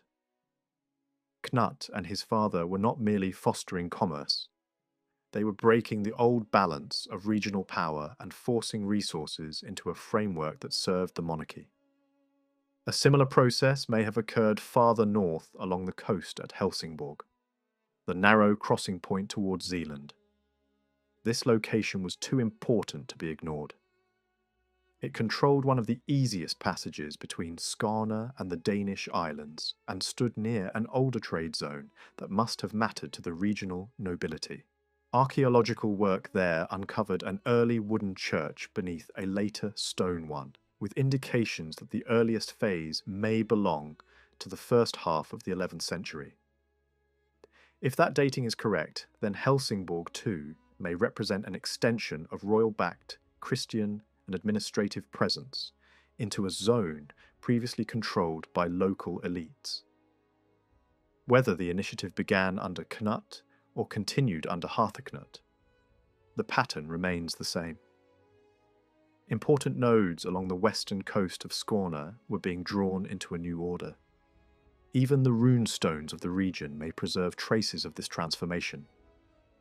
Scholars have long debated whether the men called thanes and drengs on these stones were royal servants, ambitious newcomers, or local elites defending inherited claims. The evidence does not allow a simple answer because those words had broad meanings and could shift by context. Yet the concentration of runestones in regions like Skåne still points towards zones of tension and change. They mark places where inheritance, landholding, memory, and public display mattered intensely. Whether they were set up by men advancing royal interests or by families trying to preserve old rights, they belonged to a landscape under pressure. In Skåne, that pressure came from the collision between a powerful local aristocracy and a monarchy determined to master the richest province in its realm. So the history of Skåne under Cnut was not only a story of expansion or administration, it was a struggle over who would command the wealth of eastern Denmark, who would control the roads, the markets, the churches and the sea routes, and who would define legitimate power in a region that had once produced rulers of its own. The old family of Strut-Harald did not vanish quietly into the background. Through men like Sigvaldi and Thorkel, it remained a serious force, proud of its lineage, conscious of its standing, and capable of challenging the crown itself. Cnut answered that challenge with military force, hostages, dynastic marriage, urban planning, minting, ecclesiastical patronage, and the careful redirection of economic life. What emerged from that contest was a new political map of Skåne, one in which royal authority had become harder, more visible, and more deeply rooted than before. When scholars began to examine runestones not across all of Scandinavia, but within smaller local regions, a much clearer picture started to emerge. In Skåne, the runic material was studied alongside other signs of change. New churches, shifting place names, and the spread of royal estates. Together, these patterns revealed something important. The stones were not randomly placed monuments. Their distribution followed the same lines as the expansion of royal authority and the gradual establishment of Christianity. In southwestern Skåne, the concentration of runestones appears especially significant. This was the very area where royal influence first took root, where churches began to appear, and where the Danish crown seems to have planted its supporters. The clustering of stones along the southern coastline suggests that this region was being reshaped during the late and 10th and early 11th centuries. It was not just farmland or settlement that mattered here. This coastline was crucial for controlling Baltic trade routes. Whoever dominated this strip of land could monitor movement across one of the most important maritime corridors in Northern Europe. Even so, assigning these developments directly to Cnut himself remains difficult. Some of the archaeological evidence points to an earlier phase of royal expansion. The remains of a fortress built in the distinctive circular style associated with Danish kings have been found along this same coastline. That style belongs to the period of Harald Bluetooth and Svein Forkbeard. It is therefore likely that the first wave of royal intrusion into Skåne began before Cnut, and that he inherited a region already partially transformed, yet still far from fully controlled. When the scattered historical references are placed alongside the archaeological evidence, a clearer image of the situation begins to form. In western Denmark, earlier royal centres, such as Viborg, show signs that local elites were allowed to retain some influence, even as royal authority expanded. Skåne, however, presents a very different case. Here, the sources consistently point toward tension rather than cooperation. The relationship between Cnut and the leading figures of the region was not built on stable alliance, but on rivalry and uneasy compromise. The political settlement reached around 1023 reflects this instability. It was not a harmonious agreement, but something closer to a forced balance of power. On one side stood Cnut, with his royal authority and resources drawn from across a growing empire. On the other stood figures like Thorkel, rooted in the old aristocratic networks of Skåne, and backed by their own followers and traditions of independence. Neither side could easily eliminate the other. The result was a fragile equilibrium. There is little sign in the early layers of Lund of outright violence between the incoming royal administration and the local population. No widespread destruction or defensive fortifications suggest open conflict at the site itself. Yet the very existence of Lund must have been deeply unsettling for the regional elite.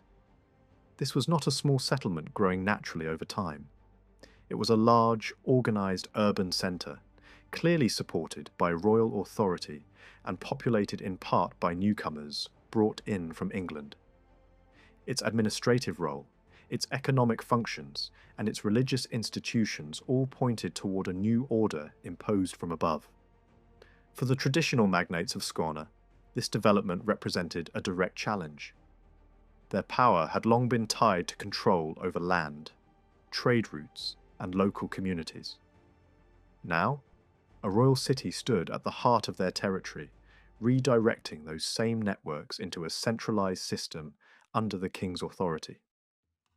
It is difficult to imagine that such a transformation could occur without resistance. Even if that resistance did not take the form of open warfare in Lund itself, the broader political tension is evident in the historical record. The connections between Thorkel and other leading figures help to illuminate this tension further. Scandinavian sources rarely allow for detailed reconstruction of personal networks, but in this case, a clearer pattern can be traced. One of the most important figures linked to Thorkel was a man named Eilifr, who later held high office under Cnut in England. The same name appears alongside Thorkel and his brother Hemming in accounts of earlier Viking campaigns, suggesting that these men had fought together and shared long-standing ties. This association is reinforced by multiple traditions. In one account of a Viking army operating in England, Thorkel's forces are described as divided into separate contingents under different leaders, including Eilifr and Hemming. Another tradition, preserved in later narrative sources, identifies Eilifr as a close companion of Thorkel and connects him to a powerful Danish family. His brother Ulfr also emerges as a major political figure, eventually playing a central role in Danish governance. What is striking is the consistency of these connections across very different types of sources. English chronicles, Scandinavian sagas, and later compilations all preserve the same cluster of names. Thorkel, Hemming, Eilifr, and Ulfr linked together as allies and associates. This suggests that their relationship was well known and remembered, not an invention of later storytelling. It points toward a network of powerful men whose cooperation was based on shared military experience, regional ties, and perhaps common political interests. Further evidence supports the idea that Eilifr remained closely connected to Thorkel even after the campaigns of the early 11th century. A record of a land grant in eastern England, preserved in later sources, includes both men as witnesses. The context suggests that the meeting took place under Thorkel's authority, with Eilifr present not as a local official, but as an important guest. His appearance in this setting is unusual, given that his own sphere of influence lay elsewhere. It implies that he continued to move within Thorkel's circle and maintained close ties with him. The nature of this relationship remains uncertain. Eilifr and his brother Ulfr may have been distant relatives of the Skåne ruling family, or they may have come from neighbouring regions where political boundaries were fluid and alliances easily crossed. Another possibility is that their connection was forged through military service. Viking warfare often created enduring bonds between leaders and their followers, and it is plausible that Eilifr and Ulfr were part of a wider retinue linked to Thorkel and his family. Whatever the exact nature of these ties, they played a crucial role in the events that followed. After Thorkel's death, his network did not disappear. Instead, it continued to operate through figures like Ulfr and Eilifr, who remained influential within the Danish world. By the mid-1020s, these men appear to have taken part in a renewed challenge to Cnut's authority. This challenge reached its peak in the events surrounding the Battle of Helge. Scandinavian traditions describe the conflict as part of a larger invasion led by the kings of Norway and Sweden. In contrast, English sources focus on the role of Ulfr and Eyleif, presenting them as the main opponents of Cnut. The difference between these accounts is revealing. Rather than contradicting each other, they may describe different aspects of the same event. It is likely that the foreign invasion and the internal revolt were closely connected. Ulfr and Eyleifr, along with other members of the Eastern Danish elite, may have invited or supported the involvement of Norwegian and Swedish forces. This would explain why the conflict appears both as an external attack and as a domestic uprising. It also fits the broader pattern of alliances and rivalries that extended across the Baltic region. The course of the campaign further supports this interpretation. The initial attacks seem to have targeted the Danish heartland, particularly the island of Zealand, rather than Skåne itself. This is surprising, given that Skåne was both wealthier and geographically closer to Sweden. However, if the Eastern Danish elites were cooperating with the invading forces, then Skåne may have served as a base or safe zone rather than a primary target. Only later, as the conflict turned against the invaders, does evidence appear of damage within Skåne. This may reflect the actions of retreating forces, gathering supplies, or attempting to compensate for losses. In that case, the region suffered not as an enemy territory, but as an area caught in the aftermath of a failed campaign. The scale of the threat faced by Cnut in 1026 should not be underestimated. He was dealing not only with an invasion by two foreign powers, but also with internal opposition from some of the most powerful figures in Denmark. The situation approached civil war, with alliances crossing regional and even national boundaries. Cnut's response was swift and decisive. After the conflict, he moved to eliminate those who had opposed him. Ulfr was executed on his orders, and Eyleifr disappears from the record shortly thereafter. Whether he was killed, fled into exile, or entered service elsewhere remains unclear. What is certain is that the network associated with Thorkel was broken. Cnut's own statements suggest that the consequences extended beyond a few individuals. He spoke of making peace with those who had sought to deprive him of both his kingdom and his life. This language implies a wide-ranging settlement, likely involving the removal of key figures and the reorganisation of power in eastern Denmark. In the aftermath, his son Harthacnut began to play a more prominent role, supported by a new group of loyal advisors. The old aristocratic centres of Skåne seem to have declined rapidly after this period. Conqueror, once a major hub of regional power, fades from the archaeological record. Other potential centres in the northeastern part of the region may have remained active for longer, but they lay outside the immediate focus of royal intervention. Cnut's attention was clearly directed toward the south and west, where control of trade routes and access to the Danish heartland were most critical. In these areas, the authority of Lund and its officials appears to have replaced the older system of local rule. No new earl is recorded as governing Skåne in this period, suggesting that the traditional structure may have been suspended or transformed. Instead, power seems to have been exercised through the urban centre itself, with its administrators acting on behalf of the king. At the time, Harthacnut was still a child, yet this did not prevent him from serving as a symbolic focus of authority. He likely ruled in name, supported by experienced nobles who ensured the continuity of royal control. This arrangement had precedents elsewhere in Europe, where young heirs were placed at the head of troubled regions to reinforce dynastic legitimacy, while real power remained in trusted hands.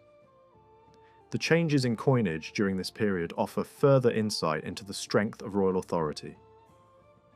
Around the time of the Helgo conflict, Danish coin production underwent a noticeable transformation. Earlier designs closely followed English models, reflecting the influence of Cnut's rule in England. After this point, new designs emerged, featuring distinctly Scandinavian symbols, rather than imported styles. At the same time, new weight standards were introduced, differing between Eastern and Western Denmark. Some have interpreted these changes as a sign of weakening royal control, suggesting that local elites were asserting themselves. Yet the uniformity of the reforms tells a different story. The shift in design and standards appears coordinated, rather than fragmented. Instead of indicating decentralization, it points toward a strong central authority, capable of imposing new systems across different regions. Norway and Sweden may seem secondary in earlier discussions, yet their relationship with Denmark reveals a long and complex history of power, rivalry, and shifting alliances. During the reigns of Harald Bluetooth and his son Sweyn Forkbeard, Danish influence expanded significantly. Southern Norway, at least for a time, appears to have fallen under Danish control, reflecting a broader ambition to dominate the Scandinavian world. One of the clearest symbols of this ambition can be found in the great ring fortresses of Denmark. Among them, Aggersborg stands out as the largest. Located at the northern edge of Jutland, it was not merely a defensive structure. Its scale suggests something far greater, a centre of royal authority, controlling movement, trade routes, and possibly projecting power deep into the Oslofjord region. At the same time, early Oslo itself may have begun as a royal administrative hub under Harald Bluetooth, reinforcing the idea that Danish kings were actively shaping the political landscape of Norway. Yet Denmark did not rule all of Norway directly. In the north, real power lay in the hands of the Jarls of Lade, a powerful dynasty that governed large coastal regions. Their relationship with the Danish kings was close and often cooperative. Norwegian forces were even sent to support Danish campaigns, and members of this elite family frequently sought refuge in Denmark during times of conflict. Through marriage alliances and political ties, Danish kings attempted to bind Norway more tightly to their influence. Sweden, however, proved far less cooperative. Early in his reign, Cnut the Great attempted to maintain alliances in Scandinavia, including agreements with Swedish rulers. But these arrangements quickly broke down. The Swedish king, instead of supporting Cnut, began building connections with his enemies. He aligned himself with the Norwegian king Olaf Haraldsson, and through marriage and diplomacy, a new anti-Danish coalition began to take shape. This growing tension eventually erupted into conflict. Around 1026, Swedish and Norwegian forces launched a joint invasion against Danish territory. The confrontation reached its peak at the Battle of Helge, a clash remembered more for its ambiguity than for a decisive outcome. Contemporary accounts do not clearly describe a victory for either side. Instead, they emphasize the scale of the battle and the presence of powerful rulers on both sides. Despite the lack of a clear battlefield triumph, the aftermath tells a different story. Cnut appears to have managed the situation more effectively than his enemies. Through strategic positioning, he trapped the Norwegian fleet and forced their army into a harsh retreat across vast and unforgiving terrain. This retreat, likely undertaken during winter, would have caused severe losses. In contrast, Cnut preserved his forces and maintained control of key positions. From this moment onward, Cnut's focus shifted. No longer concerned solely with consolidating Denmark, he began to view both Norway and Sweden as direct threats. His strategy evolved accordingly. In Sweden, however, his influence remained limited. Some later evidence suggests that Cnut claimed authority over parts of the Swedish realm, but this was more symbolic than real. Sweden at the time was not a unified kingdom, but a loose collection of regional powers. Even its own kings struggled to maintain control beyond their immediate centres of authority. Any claim by Cnut likely reflected ambition rather than actual governance. Instead of direct intervention, broader social changes may have weakened Sweden from within. Wealth from trade and raiding flowed into the region, empowering local elites and increasing internal rivalries. These tensions undermined central authority, making Sweden unstable without the need for external domination. Norway, on the other hand, presented a very different situation. It was more politically unified, but also deeply divided beneath the surface. King Olaf Haraldsson had worked aggressively to centralize power, often at the expense of traditional elites. His policies created resentment among powerful families who had long held regional authority. Cnut recognized this opportunity. Rather than launching an immediate invasion, he began by undermining Olaf's support. Wealth became his primary weapon. Gold and silver were distributed to Norwegian nobles, encouraging them to abandon their king. This approach proved highly effective. Many of those who accepted Cnut's offers were already in conflict with Olaf, or had been pushed into exile by his policies. These men were not united by ideology but by circumstance. Feuds with royal officials, disputes over land, and resistance to centralization drove them into opposition. Cnut offered them an alternative, a chance to regain influence under a different ruler. At the same time, Norwegian society itself was changing. The aristocracy had grown stronger and more independent, and many nobles were openly asserting their status. The rise of court poetry dedicated to these figures reflects this shift. Patronage of poets became a way to display power and legitimacy, signalling a broader transformation in the political culture of Norway. When Cnut finally moved militarily in 1028, the campaign unfolded with remarkable ease. His fleet sailed north along the Norwegian coast, gathering support rather than facing resistance. There was no great battle, no dramatic conquest. Instead, power changed hands almost quietly. Olaf fled the country, leaving Cnut in control.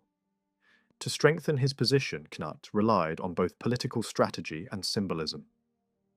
He placed Håkon, a member of the old ruling dynasty, in a position of authority.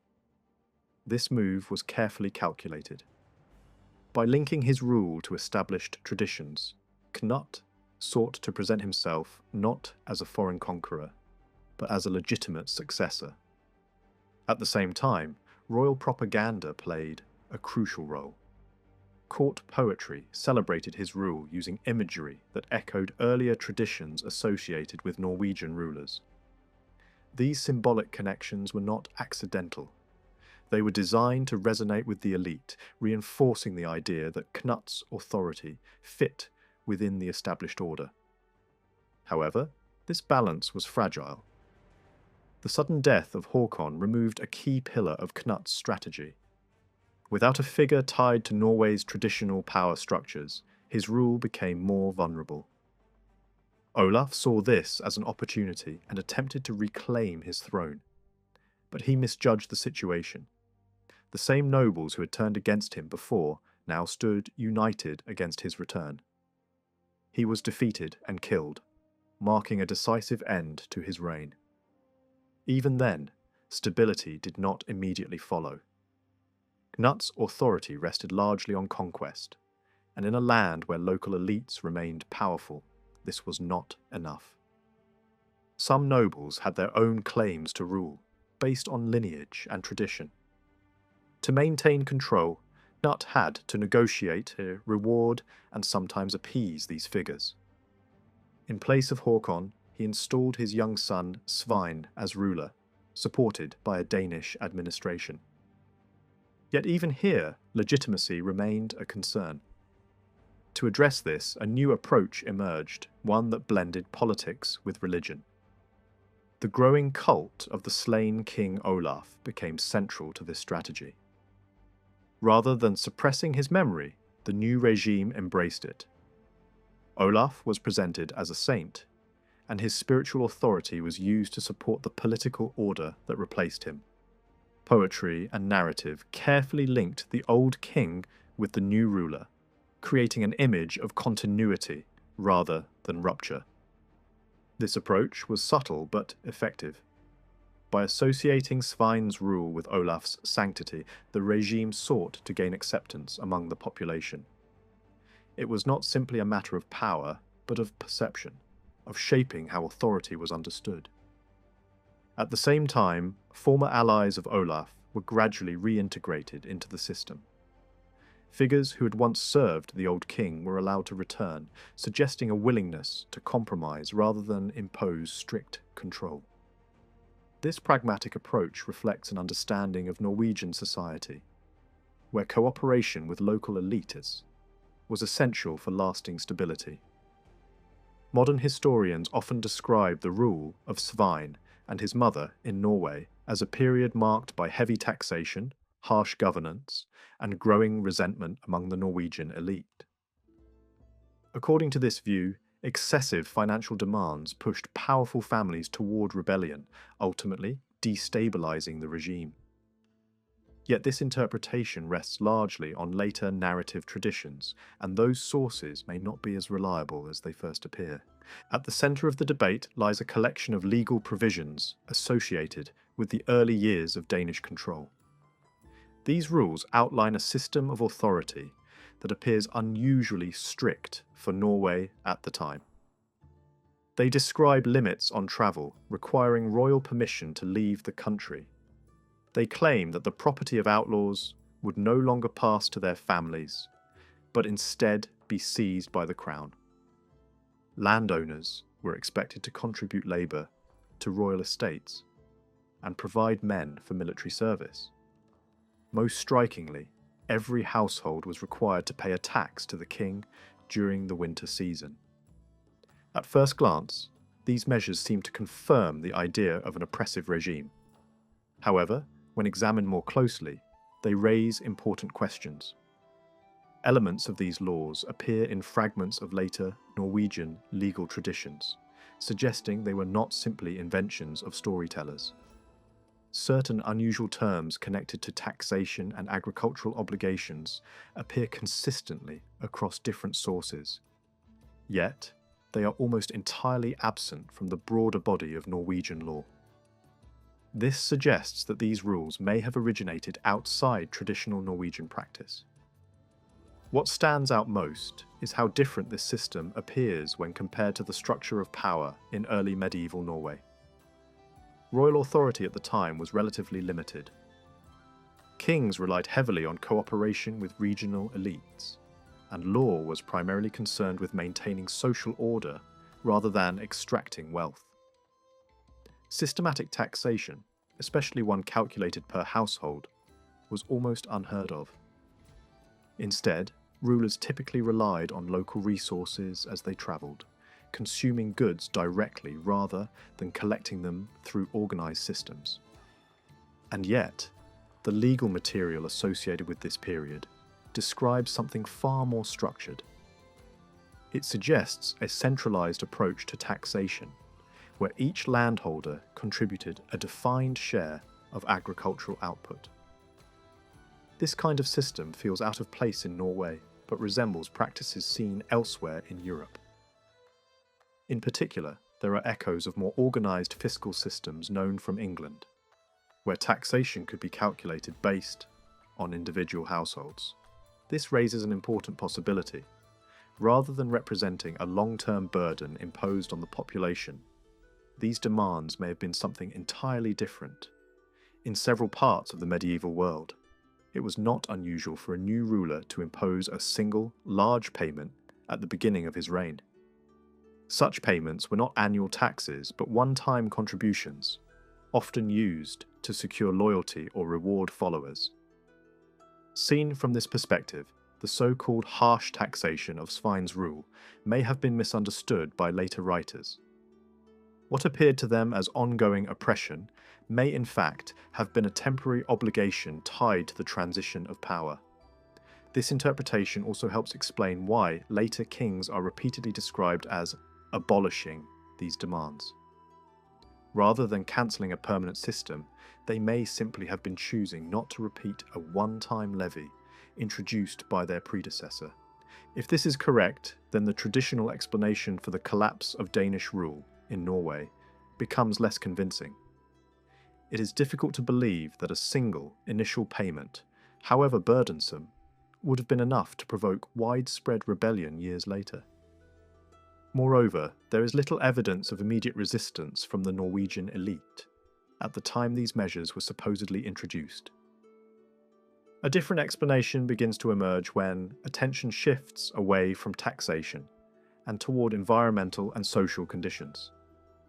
Contemporary poetic fragments hint at a period of hardship, describing food shortages and failing harvests. These accounts speak of people reduced to eating animal feed and bark, painting a picture of severe scarcity rather than political oppression. Such crises were not uncommon in the medieval North. Climatic instability could lead to failed crops and widespread famine, placing enormous strain on fragile political systems. In a society where power depended on cooperation between rulers and local elites, even a temporary breakdown in resources could trigger unrest. Under these conditions, alliances could fracture quickly, and authority could collapse with surprising speed. This perspective suggests that the fall of Svein's regime may have had less to do with deliberate policy and more to do with circumstance. Environmental stress, combined with existing political tensions, could have weakened the bonds that held the system together.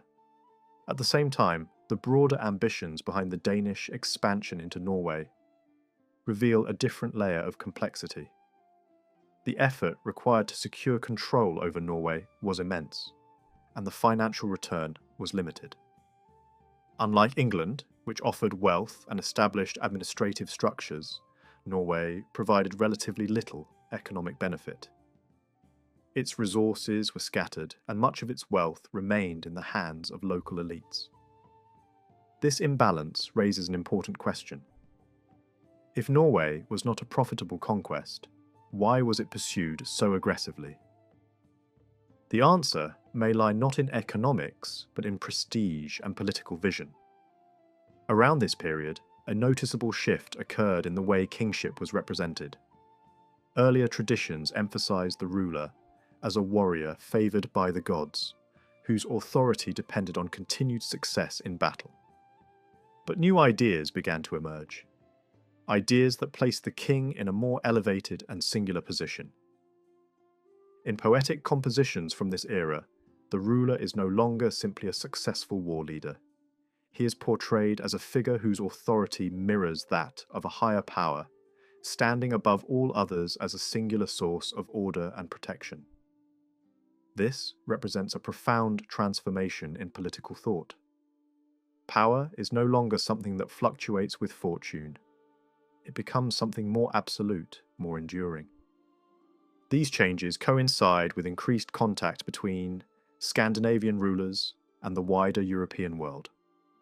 Exposure to the grandeur of imperial courts and religious authority may have influenced how kings understood their own role. The image of a ruler chosen by divine will, governing not just through strength but through legitimacy, begins to take shape. Within this context, the conquest of Norway takes on a different meaning. It was not simply an expansion of territory, but a statement of dominance. By bringing multiple regions under a single authority, the ruler could present himself as more than just a king. He could embody a broader vision of power that extended across borders. Norway, in this sense, was not valuable for its resources, but for what it represented.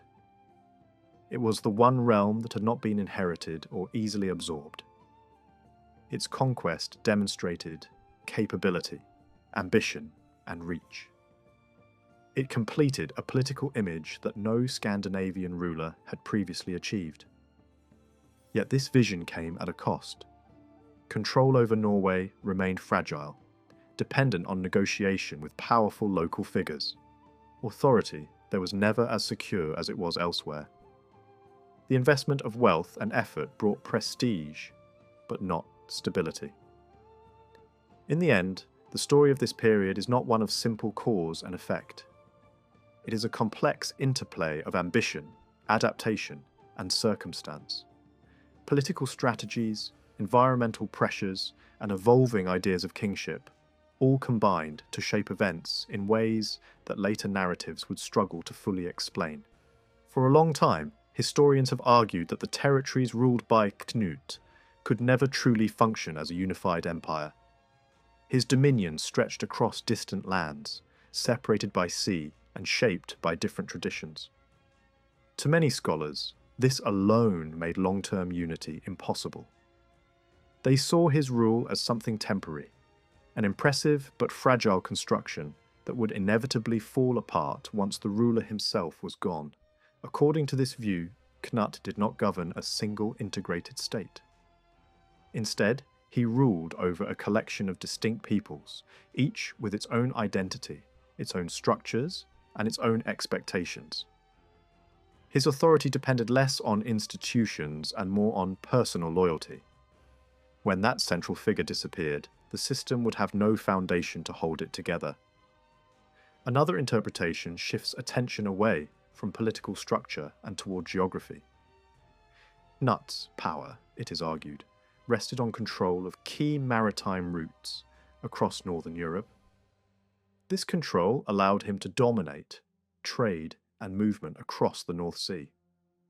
His prestige, in this sense, was not the result of a carefully organized empire, but of economic strength and strategic positioning. He was powerful because he could command resources and access, not because he had built a lasting political system. Yet these interpretations rely on a modern understanding of what an empire should look like.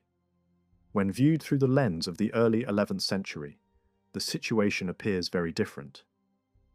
To understand how Cnut and his contemporaries may have seen his rule, it is necessary to look at the broader political world of the time. In Central Europe, the authority of emperors rested on foundations that were far from uniform. The empire that dominated the continent was not a single, tightly controlled state. It was a complex network of regions, each governed by local rulers, with varying degrees of independence. There was no universal language, no single legal system, and no unified administration that applied across all territories. Power was shared, negotiated, and often contested. Even the legitimacy of imperial rule itself was not clearly defined. Different traditions emphasized different elements. Some believed that authority came from religious sanction, granted through ceremonial recognition. Others saw military success and control over multiple regions as the true markers of imperial status. In some accounts, it was victory in battle that elevated a ruler above all others, marking him as worthy of supreme authority. This lack of a single, consistent definition of empire is crucial. It means that the idea of empire in this period was flexible, shaped as much by perception as by structure. A ruler did not need a centralized administration to be considered powerful. What mattered was the ability to command loyalty, to control territory, and to demonstrate strength. When Cnut travelled through the centres of power in Europe, he encountered these ideas firsthand. He was already the ruler of multiple kingdoms, commanding both England and Denmark. Within a short time, he would extend his influence even further. He had proven himself in battle and had established dominance over rival forces in Scandinavia. By the standards of the time, these achievements placed him among the most powerful rulers in the region. From this perspective, it was entirely reasonable for Cnut and those around him to see his dominion as something more than a loose collection of lands. It may not have resembled a modern state, but neither did the great empires of his contemporaries. The similarities were clear enough to justify the comparison. However, the strength of this system was also its greatest weakness. The bonds that held it together were personal, not institutional. Loyalty was directed toward the ruler himself, not toward an enduring political structure. As long as the ruler remained strong and present, the system functioned. But once that central figure was removed, the connections between the different regions could quickly unravel. This is exactly what happened after Cnut's death. The unity he had created began to fracture almost immediately. Control over Norway slipped away even before his lifetime ended. After his death, the remaining territories became the focus of competing claims, dividing authority between different successors. In England, support split between rival heirs. One remained in Denmark, unable to assert his claim directly, while another moved quickly to secure power in his absence. Political maneuvering, alliances, and negotiations determined the outcome. Eventually, one figure emerged as ruler, but the unity of the earlier system had already been weakened. For a brief moment, the division was reversed. The crowns of England and Denmark were once again held by a single ruler, restoring the appearance of unity. But this restoration was short-lived. A sudden death brought an end to this fragile balance, and a new ruler from a different lineage took control in England. Despite these political shifts, the connections formed during Cnut's reign did not disappear overnight. A powerful group of elites with ties to both England and Scandinavia continued to shape events.